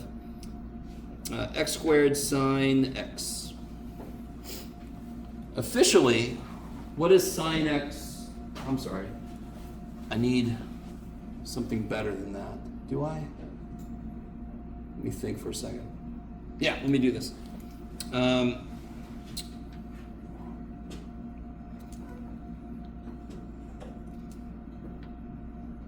Give me a second. Let me think about it. Oh, we can make this. No. Does this work? This should work. Let me make this. This should work fine. What am I worried about? I don't know. As x goes to 0. Oh, I see what I'm doing. Okay, I'm being really silly. I need to make this a little worse. I'm trying to make it easier, and that's actually blowing up the whole idea. Here we go. I like it. You guys with me? No. No, I mean, how could you not be with me? This is just the question. Right, so this is saying, what's the limit as x goes to 0 of this? What's the issue with this question? Undefined. Yeah, what does this do? Equals 1 over 0. It oscillates forever, yes? What's the inside going to? Infinity. Infinity. And what does sine do? It just sort of oscillates forever, yes? Okay, so there's an issue here. Now, can you identify in the original question here a piece that is bounded? Because the whole idea of squeeze theorem is there's bounds. There's a ceiling and a floor, yes?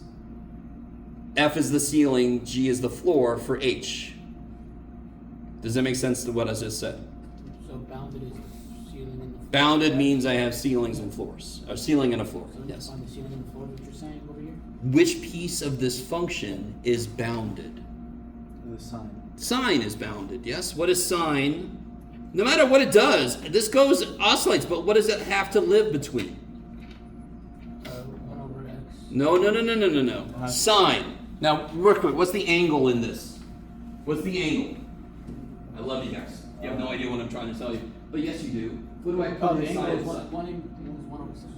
Angle is 1 over X. x. There it is. 1 over sine. The angle is 1 over x. How does he know that? How did he know that? Because it's inside. It's inside, stupid sine. Okay. 1 over x is an angle doing weird shit, yes? I don't give a shit what 1 over x is doing. What is sine always doing? What's the lowest it can go? -1. Negative What's the highest it can go? 1. Okay, good. I have a weird part of this, but I know that I don't give a shit what's going on inside sine. The output of sine is between -1 and 1, yes? Do I already have a floor and a ceiling? Yes. Good. What's the one thing missing from my question? I think that's squeezing is better. No. The point where. Do I have the function from my question showing up yet? What's my question? There it is. What's missing? Don't overthink it. X squared. So how do I get that to show up? I just multiply everybody by x squared.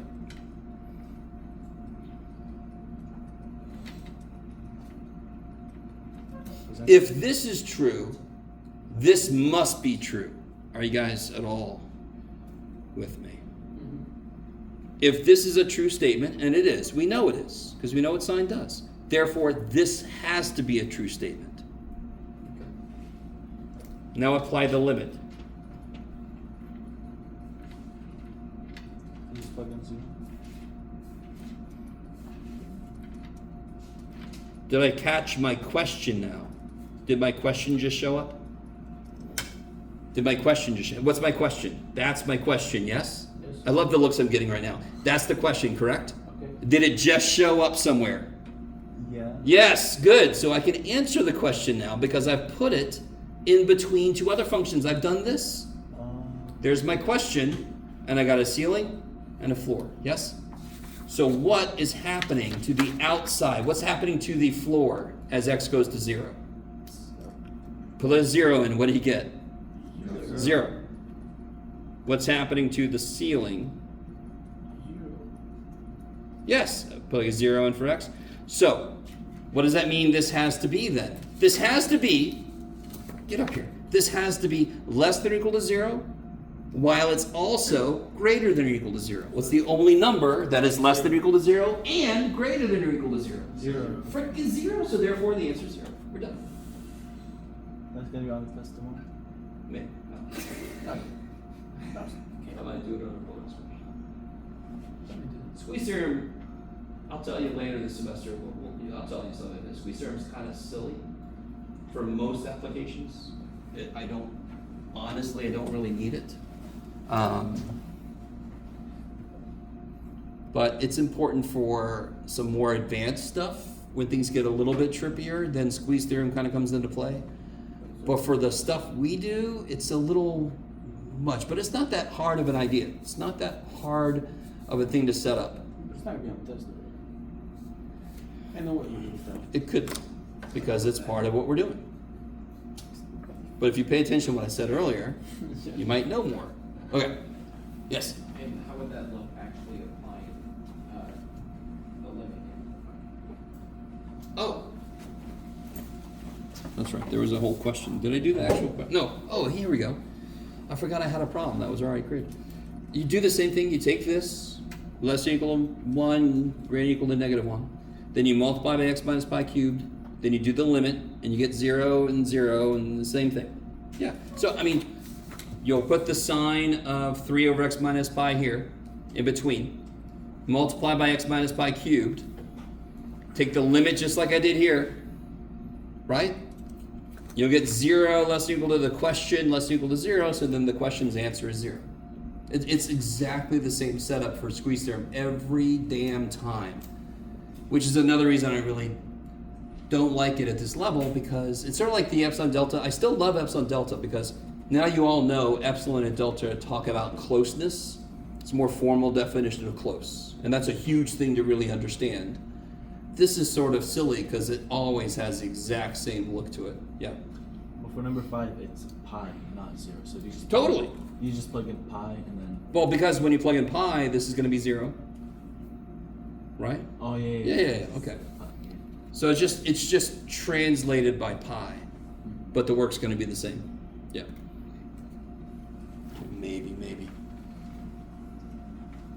Yes. Is it always on PCU? Do it again. I was like, is it always on PCU? No. In fact, there's some homework questions where the answer for one of them is 7, for example, because of the way it works. Yes. And then what about number 2 specifically for finding the versus? Basically, my question is like, there's the way you can go about it where you just swap x and y. That's the way. This is the way. Yes. There's no other way. There is. You could not swap and then swap at the end, but you're still swapping. So the way to do it is to solve for the other variable.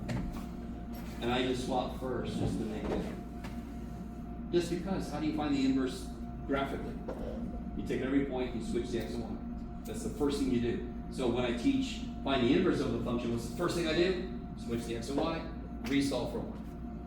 So graphically, algebraically, same thing. We're doing the exact same thing, which is beautiful.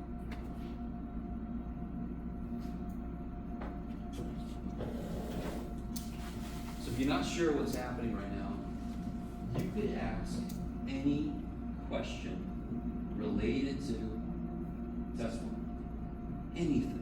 If there's been anything we've done that didn't make sense, we can do more examples. If I am not making any sense, I can try to restate it a different way. That's why I love to teach. I love the challenge of explaining something in a 5th, 6th, 7th way, because there's always another way to look at something. Yes? You don't have any faith in my ability to do that, that's fine. There's other people that can help you in the Math Science Center. Can you do number 6? Oh, let's see. 6. Oh! 2 levels to this, yes? Where's the most obvious place this might be discontinuous? Pi over 3 the handoff, yes? Because again, one person might be over here and they look back and then the other person's way over there and like the same number. Can't do a lateral, I don't think that's allowed. Are you guys along with me? Pi over 3 is the most obvious place that it could be discontinuous. What's another thing you have to look for? We did an example like this. How the graph actually. Do either of the graphs themselves have issues? Does this guy have an issue for any input? Is there anything I'm not allowed to put into cosine? No. I can put whatever number I want to inside, yes? So he's cool. Can I ever make the bottom 0? No. Because the bottom is Pi. always pi, yes? So do either one of these functions have an issue with any of the numbers they're allowed to use? No. So where's the only place that this piecewise function, the whole thing could be discontinuous? At the handoff. It could be like a jump. One function could go here, the other function starts here, and they're like, oh shit. But then you would just plug in pi over 3. There you go. You just plug in pi over 3 to both. Now, which one would have an open circle? Which one should I not be able to plug pi over 3 in? Yeah, but we still plug pi over 3 so we know where the open circle goes. And that's when I put the little parentheses in the XY table. So it would be considered continuous because you could put any number in one. Well, no. What would make this continuous? What do I have to make sure? Whatever the output of this is at pi over 3, is the same as better be the same. So whatever open circle this sets up, the other dude actually fills it in. The road crew did its job. They actually removed the problem, yes? If the road crew does this, we're screwed. We want this, okay? So if you plug a pi over 3 in and you get the same output, Then you got this. then it's continuous. Because each of my arms, this is the cosine function, this is 6x over pi, they're cool. The one place I have an issue is here, and thank God, you should see, they do have the same output, so they connect.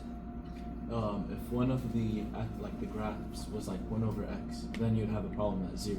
Mhm. That would be discontinuous. So if I put the 1 over x here, it's okay. Mm-hmm. Because it's not allowed to be 0. If I put the 1 over x here, that would be an issue. Yeah. And that's exactly the function I think I used on that Yeah. worksheet, yeah. I love you guys. You guys kind of see that? Why would a 1 over x be cool if I put it here? Because you can't be less than. Because it wouldn't let 0 be an input anyway, yes? Okay, maybe. Yes? Good.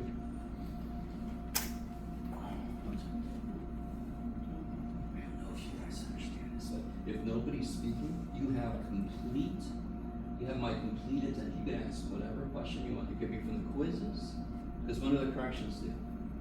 Tomorrow. Could you turn them in later? Yeah. Yes. Could you get points back even if they're late? Yeah. Yes. Well, then you get as many points back as you turn them in late. No. No. Okay. But still, you know, you can ask questions from the quizzes, from the practice tests, from the homework. You could just say, I never did understand that freaking fill in the blank. And I'll make some examples. Go here first and then over here. Number 7. Oh, yeah. So this is the one that I made extra credit on the quiz, but it's not going to necessarily be that way in the test. Yes? So can somebody help me out? How would I start off number 7? Absolute value. You say absolute value, but what? Oh, 8x, absolute value of 8x minus 3x minus 14. So that would be side work. So I could do one of two things. So we can do the side work first. So I'm trying to show that the limit as x goes to -2 of this is 14. And of course, if you plug a -2 in, you do get 14. That's not the point. We're trying to get used to the structure of a proof that is too easy if I give you a function you could do, but becomes almost too hard if I make the function any worse. So there's a big trade-off there. So we could do the side work first. Sure. What's the side work look like? Absolute value of Absolute. 3x Absolute value of the function minus 14. minus the limit. I want this to be how close to this? Is less than or equal to epsilon? Less than epsilon. Less than. That's right. Yes, So why do we call -14 the limit in this case? because it is the limit. We're about to prove it. Yeah. I mean, literally, what is this side asking for? A limit. The limit of this as x goes to 2, to -2, yes? So whatever the answer is the limit, because that's the question it's answering. Then we combine the two. I'm not sure if that's really your question, but that's literally why it is a limit, because it's answering the limit question. So what do I do with this? Subtract the 14 of the Yeah, 8 minus 14 is 6. -6. Divide by -3 everywhere. Sort of, not really, no? Mm-mm. Can you? You factor out a 3. Factor out even better. -3. Negative. Factor out -3.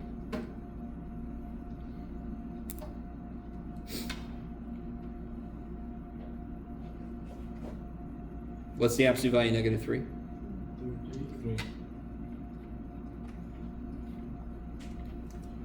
What I just did is something we're very, very, very used to.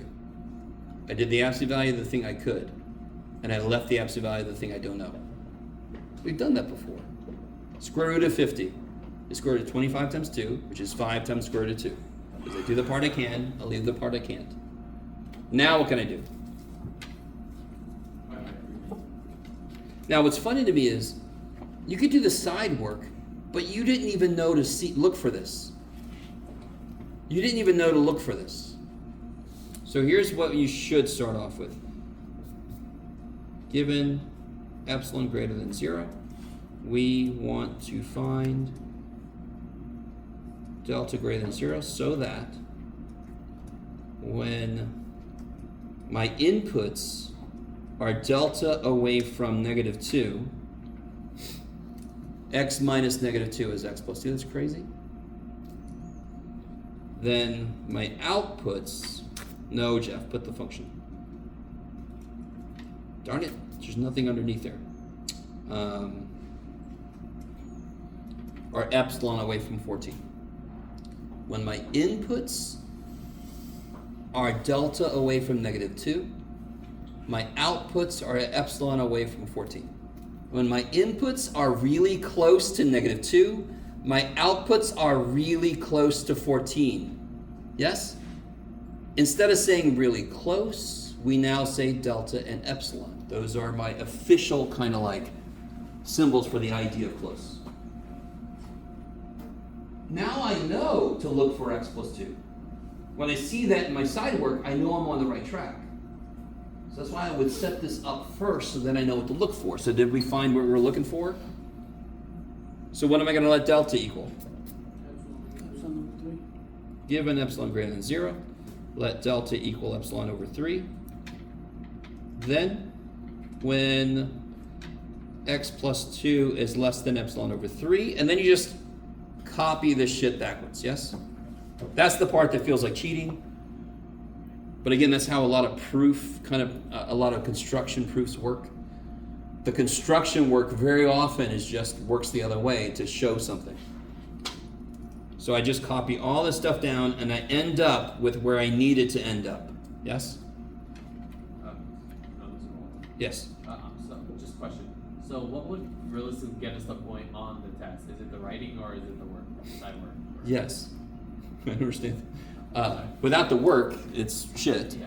And without the writing, you're not giving a proof structure for things to hang on. You're not telling me what you're doing, what you're trying to do, what it means.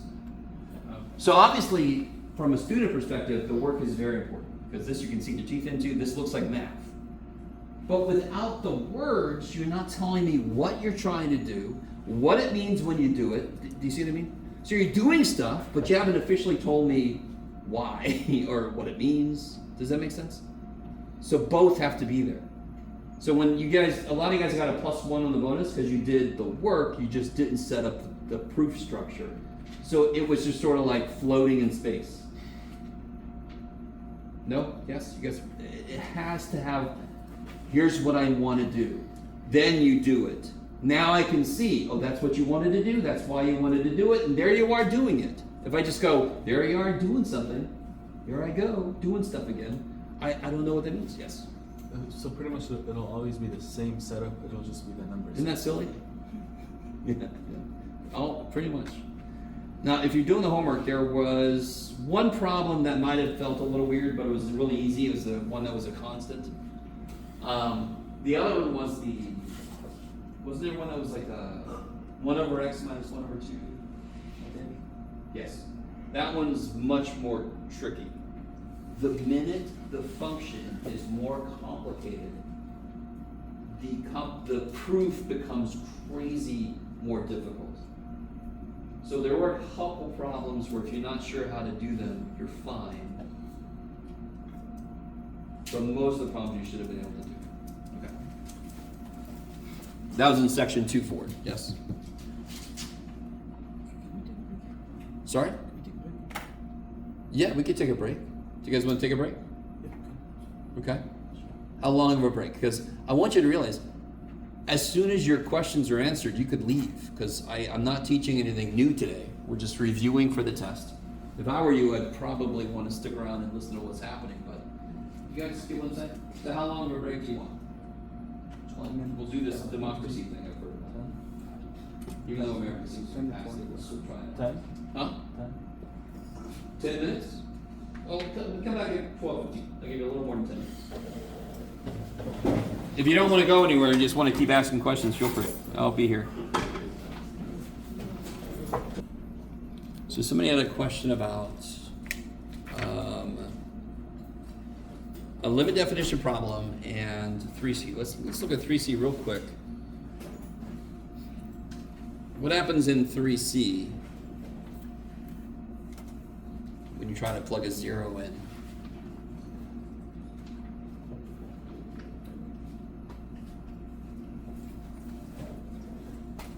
It just becomes 0 over 0. Nope. Negative 12 on the right side. It becomes -2/0, right? But it's not obvious, and I'm coming from the right side, it's not immediately obvious if this is going to be positive or negative. Yes? So can I simplify this at all? What comes out of here? Jeff?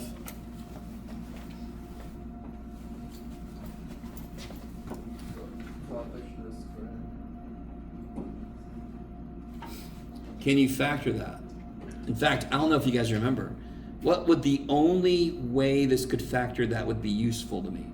If it canceled out the 3H. Yeah, so I'm going to do that trick we did earlier. I'm going to assume that 3h minus 2 is an answer, and if it isn't, then screw trying to do that. If that's 3h, what has to go here to make 12h squared? 4H. 4h. And then what has to go here to make a -6 plus 3? Let's check it. -8 plus 9 is plus 1h. There you go. It works. And then these cancel. Now, as I approach 0, I know the answer is going to be some kind of wonderful, no, Jeff, some kind of infinity, yes? Because it's 0 on the bottom. And as I approach 0 from the right side, what's the sign on the bottom? Positive. So there's going to be positive infinity. Yes? In the first step, you just factored the. Yeah, I factored it to make it easier to look at. So I try to see, I didn't like this because I can't really tell if the bottom's positive or negative just by kind of looking at it. So I thought, let me try to simplify this, and thank God a big chunk of it cut off. And then what's left, I can see that's positive. For the numbers I'm plugging in, that's going to be positive. What are the types of discontinuities? Discontinuities? What are the 3 types of discontinuity? Jump. Infinite? Displacement. Who? Removable. Yes. Displacement. Okay. How do we do So the other question I was asked was about limit definition. So the limit process for finding the derivative. Yes? So if I needed to find the derivative of, let's just jump right into the grossness. I love it. Of this. Now, do you guys know how to find the derivative of that really easy? Look at you guys go. I don't give a shit. If the problem says use the limit definition of derivative to find the derivative of prime, I don't care if you put 9x squared minus 2x, you're going to lose all the points. Because you didn't do what the problem is testing you on. Yes? I always, real quick example, word problems. You guys remember word problems? I'd always have a student that would tell me the answer without doing any algebra, and I'm like, okay, this is like being in, learning how to drive. You're in driving class, and the final exam is to drive to the mall. So you walk to the mall, call and say, I made it. Are you going to pass freaking driving class? No, because you didn't drive. So you have to do what I'm asking you to. I don't care if you know a quicker way to do it. But we know what the answer is supposed to be. We know the answer is supposed to be 9x squared minus 2x, yes? We know it's supposed to be the answer. We better get this. And if I don't, I know I'm wrong, and I can try to find out why. How do I set this up? Limit is h to 0.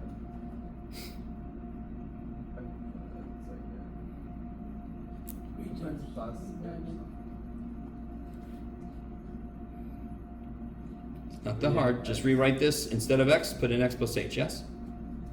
Minus And then you just write big X squared. 3x cubed. Minus x squared. All over 3. Yeah. All over h. Now, you could multiply this out, or you could just use Pascal's triangle. right? Or you could just skip it and hope I don't notice.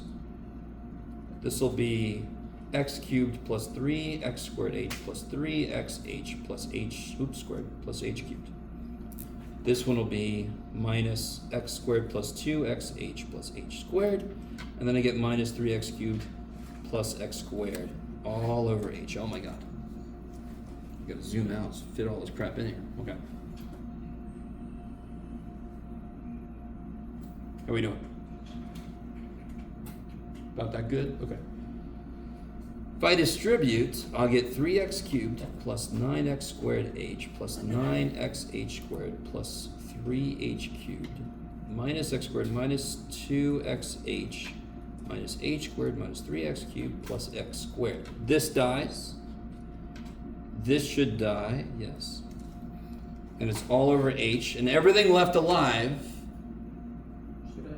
has an h in it, which tells me I'm on the right track. And again, from the very beginning, one of the very first things I told you about simplifying limits, I want to kill the thing that is not allowing me to plug 0 in this example, yes? And the immediate thing is the stupid h on the bottom. If I just kill him, I might be able to do something. Again, not a life lesson, kids. So, can I divide everything by h? Yeah. Yes, so I do it. Don't lose your limit, Jeff. So divide everything by h, I get 9x squared plus 9xh plus 3h squared minus 2x minus h. There we go. I cancel one h out of everybody because everybody's being divided by h. Now what happens when I plug a 0 in for h? Get 9x squared minus 2. Which is what we know it should be, yes. Now some students will sit there and seethe and be very upset at me because you're like, I got the damn answer without your bullshit, Jeff. And I'm like, it's not the point. Every damn thing. How did we prove chain rule? How do we even know chain rule works? Because we went over. Limit definition of derivative. Okay, so is this a little important? Yeah, it is. Would you rather me have you reprove quotient rule or ask you this kind of question? I've got to give you a limit definition question because it's a little important. It's the underpinning of the rules we use to do anything with derivatives. So it's a little important. So I can either ask you a question like this, or I can ask you to prove something. I'd rather, if I were you, I'd much rather do this kind of problem. Okay. So enjoy that you should know ahead of time what the answer is going to be, yes? Enjoy that. Don't be upset about it. Enjoy it. Yes? And then 3B, I managed to do a lot of simplifying, but still got something. 3b? Yeah. That should work okay. Yeah, the top is cubes, the bottom is GCF, and then squares. Yes? Yeah. Okay. So I went through all that and I got 1 over, like, it plugging in -6, 1 over 0. No, that can't be right. Because your a plus 6 on the top should cancel with an a plus 6 on the bottom. Yeah, I don't know why you did it. So your little dude for the top should be a plus 6. Because the little dude always has the same sign as the other. I made it a Okay.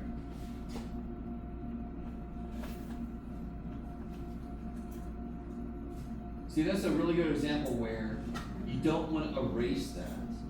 Because even if you don't see what the mistake was, I could see you just made one little mistake and you understood what to try to do. You're going to get worse and worse. You guys got an answer key right? Yeah. Okay. Okay, let me give the answer key out before anybody else leaves.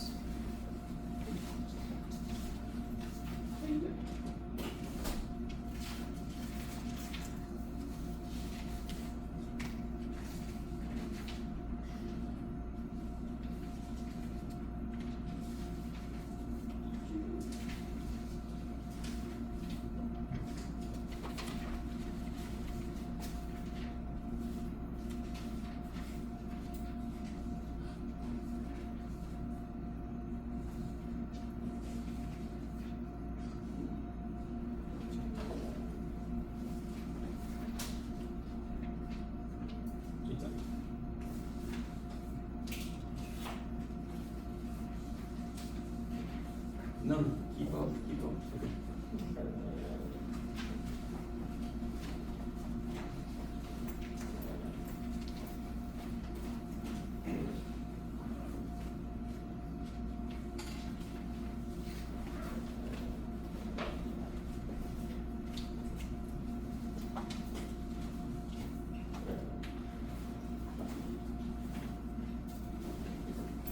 So just to point this out, this is, of course, my favorite little section is all the derivative rules all slammed together, yes?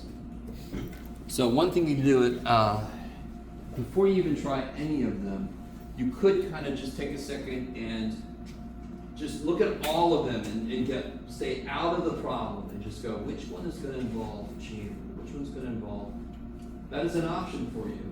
So that when you hit each one, you start really doing it, you've already looked at it at a higher level for yourself and said, hey, future me, do this, right? That's an option. How many quotient rules did I put in there?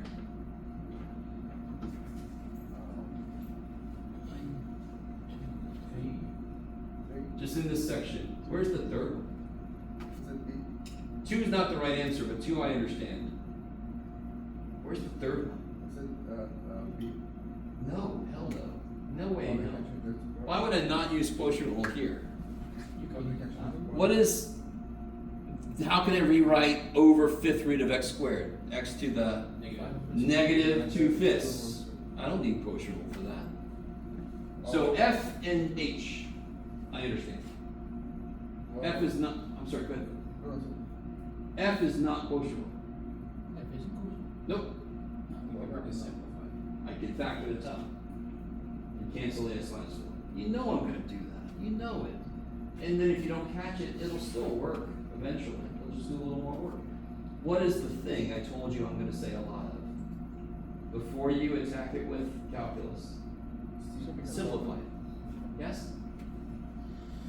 So before you kind of, as a student, very often you'll get into doing the steps and you won't think about a higher level idea like that. So that's why you want to identify, even when you're looking at them all, you're like, which ones could I potentially simplify?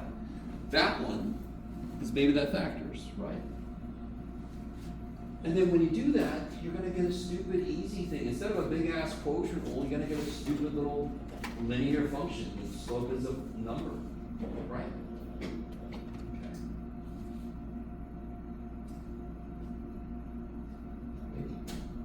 So it's only one question? So there's only one question, On this one, there's only one quotient, which is H. H. So for F, we can, instead we will change to like X standard 1, and what about the? Do it again. What? So for F, Yes. the question will be continued to power to, I mean, no, for just like taking the, sorry, just taking the derivative. So we will change the X number 4 to X to the power No. of What's, you have to listen when I speak, man. Driving me crazy. What did I say we could do here? Factor the top and the x minus 4 will cancel. Oh. Yeah. This is exactly what we said just a minute ago. Yeah. But we can also like bring it to the top. We can do that. I mean, you could. It would Yeah. not make it better. Oh. It would make it worse. Oh, we can Yeah. find out. E, it's like a product inside of a, No product any. right, because it's Chain. it's chain. Yeah, it's like a multiple nested dolls. Do I have to know how many? No. It's a square root of stuff. That's all I have to know at first. And the theta. How would I want to rewrite the square root? So the All of it to the 1/2 power, so it's a stuff to the 1/2 power. Do you know how to take the derivative of stuff to the 1/2 power? Of course you do. You do that first. Times derivative of the inside, reevaluate. No need to know ahead of time everything that's going to happen. And like I said, I could be missing something, but I see a lot of my friends teaching like that. I don't see the utility in it. It's just too much to keep my head. Just as it comes, do it. What about the square root? The square root, are we gonna change it to like 1 over 2? I wish I knew. If only I would have told you guys to do that. Did I say that? I thought I did. Did I say the square root should be a 1/2? I'm being facetious. We did just talk about that. So of course the first step here is rewrite this as a 1/2 power, just like we said earlier. So just like that one chain. And like I said right after that, you don't have to know ahead of time how many chain rules you have to do. What is this? This is stuff to a 1/2 power. Do that. So it'll be 1/2 times stuff to the negative 1/2 times derivative of the inside, and then you reevaluate. Then you'll go, oh, it's another chain rule. I don't have to know ahead of time. Right? I'm trying to help you guys. If you feel like you're supposed to know ahead of time how many chain rules to do, that's a whole other level of shit that you really don't have to worry about. I'm just going to do the chain rule every time I see a derivative that I need to do the chain rule for. I don't have to know ahead of time how many. Does that make sense? You guys all right? Good. Any other ones? We could do some of these if you want. If you think I made a mistake on the answer key, that's possible. I'm averaging about a 97 on my answer key, so I definitely don't do all of them right all the time. So I'm just a poor little math boy human.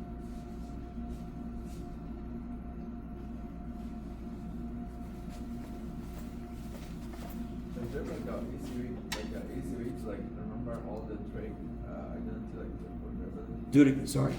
I was like, is there like an easy way to like find all the? Of course, if only what is it? So what's the derivative of tangent?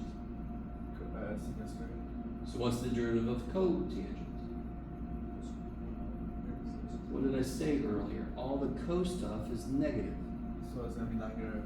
So the derivative of tangent is secant squared x. The derivative of cotangent x, Definitely negative. Negative? Secant squared. cosecant squared x. So if you know one, you know the co one. Same thing like sine, cosine. Yeah, derivative of sine is cosine. Derivative of cosine is negative sine. But c is always negative, right?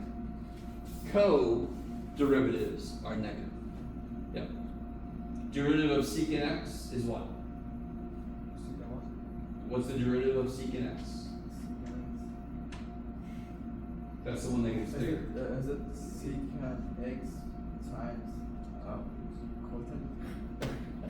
Secant x tangent x. There's no co on it, is there? Derivative of secant x is secant x tangent x. So what's the derivative of cosecant x? Cosecant x. Negative Negative cosecant x. cosecant x. Cotangent x. There, see, you see it. You see what I'm trying to do for you that I actually did earlier, but it's okay. Right? There's a symmetry. There's a symmetry. So I really only have 3 things to memorize, and all the co stuff is just the other way. If you want to do it that way, right? Yeah. Okay. So yeah, there's a bit, it's a way to make it easier. You do have to have foundational things you memorize. But pretty much always, you don't have to memorize as much as any student believes you have to. Like a lot of identities are built from earlier identities. So you don't have to memorize all the identities. You just need to memorize a few of them.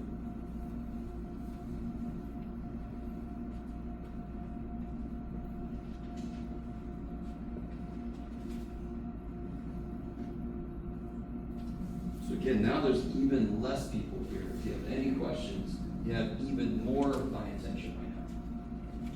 So let me know. If you're working on quiz corrections, I can help you with those. If you're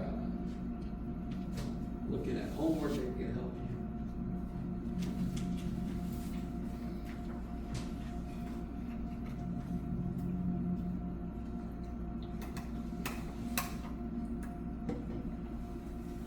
If I explain things horribly, there's a Med Science Center. I won't take it personally if you go there. I just want you to understand stuff. I don't care if it's me that makes you understand.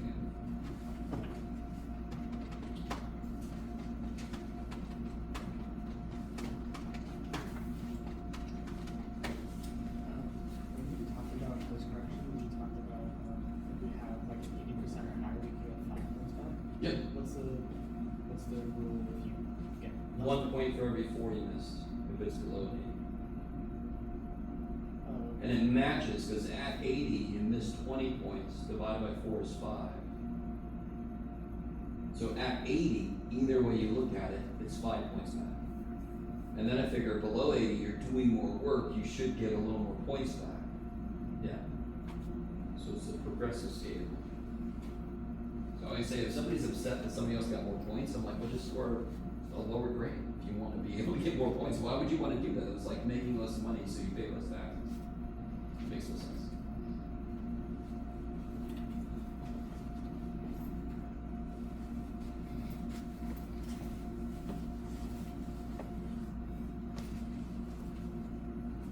Can you like just solve the Do which one? yeah. This one? Yeah. So, because I was like, how does then I feel like I will make a mistake. That was Oh.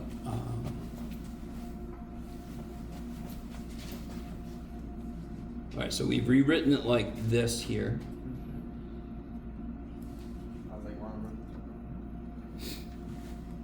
So again, stuff to the 1/2 power. How do I take that derivative? So I did like 1/2 and rewrite it inside. Good? And here I was thinking like, we would -1, which is -1/2. But after this, I was like, we gonna do like, because there's like 2 factors. No, stop. What's inside the 1/2 power? Because didn't we just take the derivative of something to the 1/2 power, yes? Yeah. What's inside of it? So the whole thing, like the. So I'm going to take the derivative of that. Oh, so now we will do the general of this. Okay. Yes, and that's what I meant earlier. You don't have to know ahead of time. Yeah. You don't have to know ahead of time because when you write this, you're going to go, oh, that's general. It's gonna make it easier for us to understand. Like. Yes. It's almost like there's a method to my madness. So now we will do like the derivative. So this just comes for the ride, right? Yeah. Okay, so now what's the derivative of cosecant stuff? It's co, so it's Negative. And it's negative. cosecant stuff, cotangent stuff, times Derivative of derivative of the inside. the inside. Am I going to have another chain rule after this? No. No, because now the inside is just theta. So it's just like 8 theta. Yeah, so it'll be 8 theta. It'll be negative 8 theta times 1/2. So I can put a negative 4 theta out front. Blah, blah, blah. Just rewrite everything. Yeah. Right, I can take this 8 theta and this negative sign, so negative 8 theta, and I could put it out here with the 1/2, make it negative 4 theta. So just collect all your coefficients in front. Let them be coefficients. Let them be, let them be.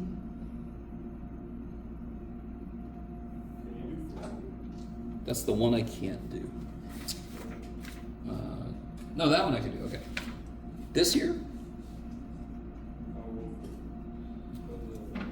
Did you say 4C? 14. Oh, 14, okay. Okay, so we did a problem just like this earlier, yes? So, I mean, what's the first level of thing going on? What rule am I going to use? Do I have more than one function? What are they doing to each other? So I use the product rule, yes? Okay. Now, is it bad to notice I am going to have chain rule eventually? It's not bad to notice that. It just, you don't care about that yet. Because I have a product of functions. Product rule is all I have to worry about. Future me is going to worry about chain rule. Right now, I just care about product rule. So what does product rule say to do here?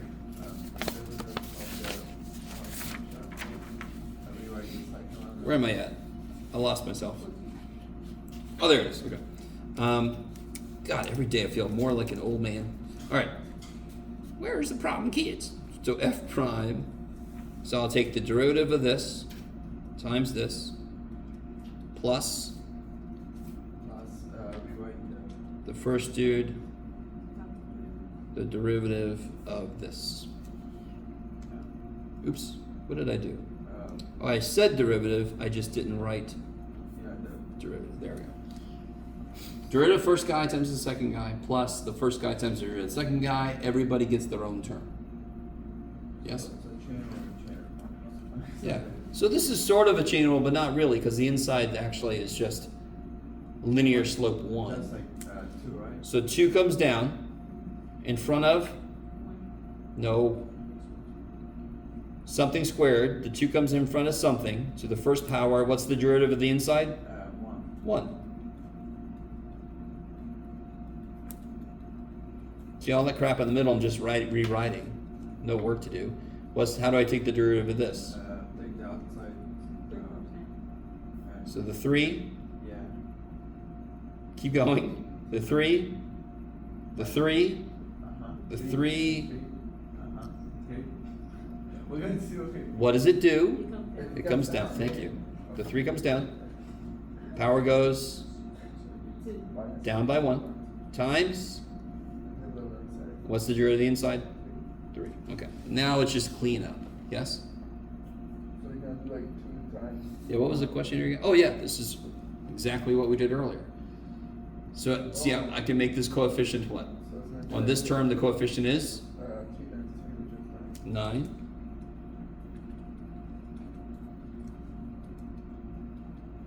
And here, there's really just 2 times 1 is 2. Who cares? Oops, I kind of my 2 parts didn't really line up. The limit of my function didn't really exist. So, and now you factor like we did earlier. Set equal to 0. You should get 3 answers like we did earlier. Yes. Are you guys okay? How many x minus 5 is going to take out? 1. How many 3x plus 2 is going to take out? 2. Yes. So factor it. Set each factor equal to 0. Get your 3 answers.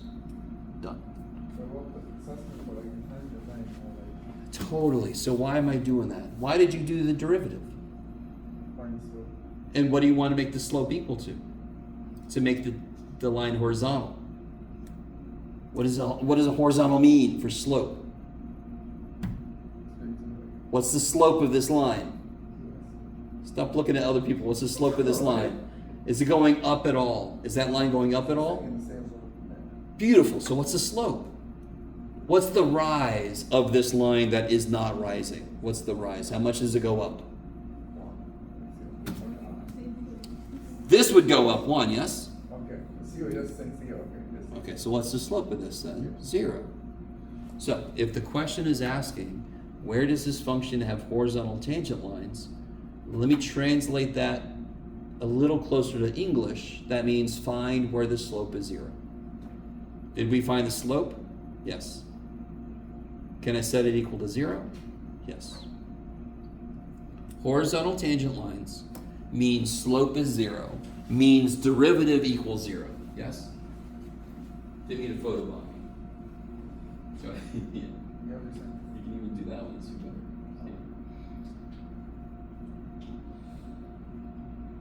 So I need you to start realizing there's a decent chunk of stuff that's old stuff. We know these things. These are old ideas. It's just understandable that you kind of lose touch with them when it's in the middle of all this new stuff. But horizontal tangent line, we know that slope is 0. And when you marry that with derivative is slope, oh, then it just set the derivative equal to 0. There you go. That's how you find the horizontal tangent line locations. I wasn't here at the very beginning of the class. I was wondering what the grades were for the quiz team. I had them here somewhere.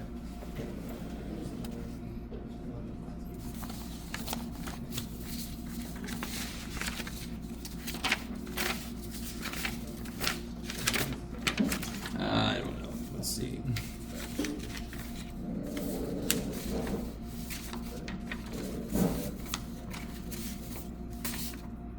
Yeah, I really don't know. It might have been written on a piece of paper I gave to somebody else. Yeah, the average was like a 70. If I remember correctly, the average was like a 79. Yeah, I can't remember the rest of it. No, the average was like a 73 for this one. Thinking about the one from yesterday. I don't know what I did with that. Okay. Yeah, I really don't. Okay.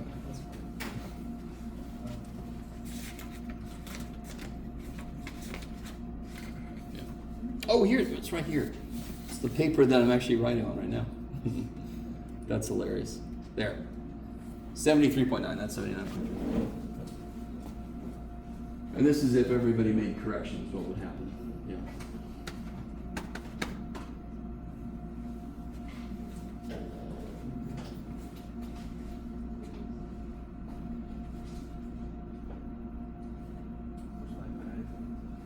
Oh wait.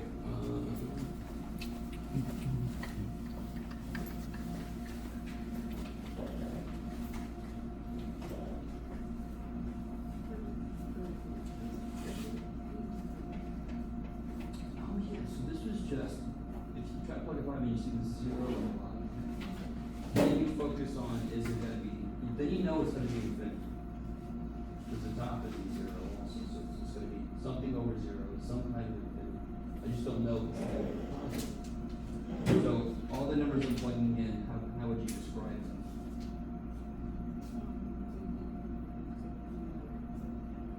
Yeah, so smaller than 5. So a number smaller than 5 minus 5 is what kind of number? There. So you don't even have to plug any numbers in. You can just say the bottom is going to be negative because the number less than 5 minus 5 is negative. Therefore, the limit is negative infinity. No, I didn't want you. Yeah. So, states and Yes. Oh, so the problem from like I forgot to. One little discussion I was going to have with everybody was, test is tomorrow. This sucks that I forgot to do this. The worst thing in the world is come tomorrow, but the entire section is not done. So let go of doing every problem I assign if you're really far behind. Start doing every other one. Make sure you come tomorrow with problems tried in every section. Does that make sense? Because that's going to be practice. If you come tomorrow with no practice, you're going to die on these questions. Yes? So it's homework for the whole chapter 2? Up to 3-4. All homework up to 3-4. Yeah, it's almost like we're in a summer calculus. But that's the reality. We're in a summer freaking calculus class. So Like- 5-unit course we're doing in 6 weeks. So It like should what- not be surprising. what would like put up turn tomorrow, but like He said you can turn homework up to. Hey guys, help me out. I said, but Is it okay to turn in late? Can you turn in late homework? Yeah. Would you get credit for it?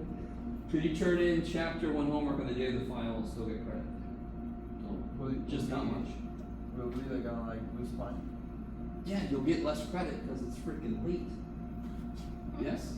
So, here's the discussion I want to have earlier. I think you guys heard me a second ago. If you're kind of behind on homework, let go of trying to finish it completely. Am I saying I'm going to give you full credit? No. What I'm saying is, what's the heaviest weighted stuff in this class? The tests. Yes? You're just going to do enough homework from every section so you have some practice from every idea. Don't do the first 3 problems in every section because those are the easiest ones. You're not going to get enough practice. You understand? So if you are in trouble of not finishing the homework, stop trying to do every problem. Make sure you do some from every section. Does that make sense? I had 3 jobs when I was going to college because my parents were borrowing money from me. I had to pay my own way. Did I finish any homework assignment? No, I did not.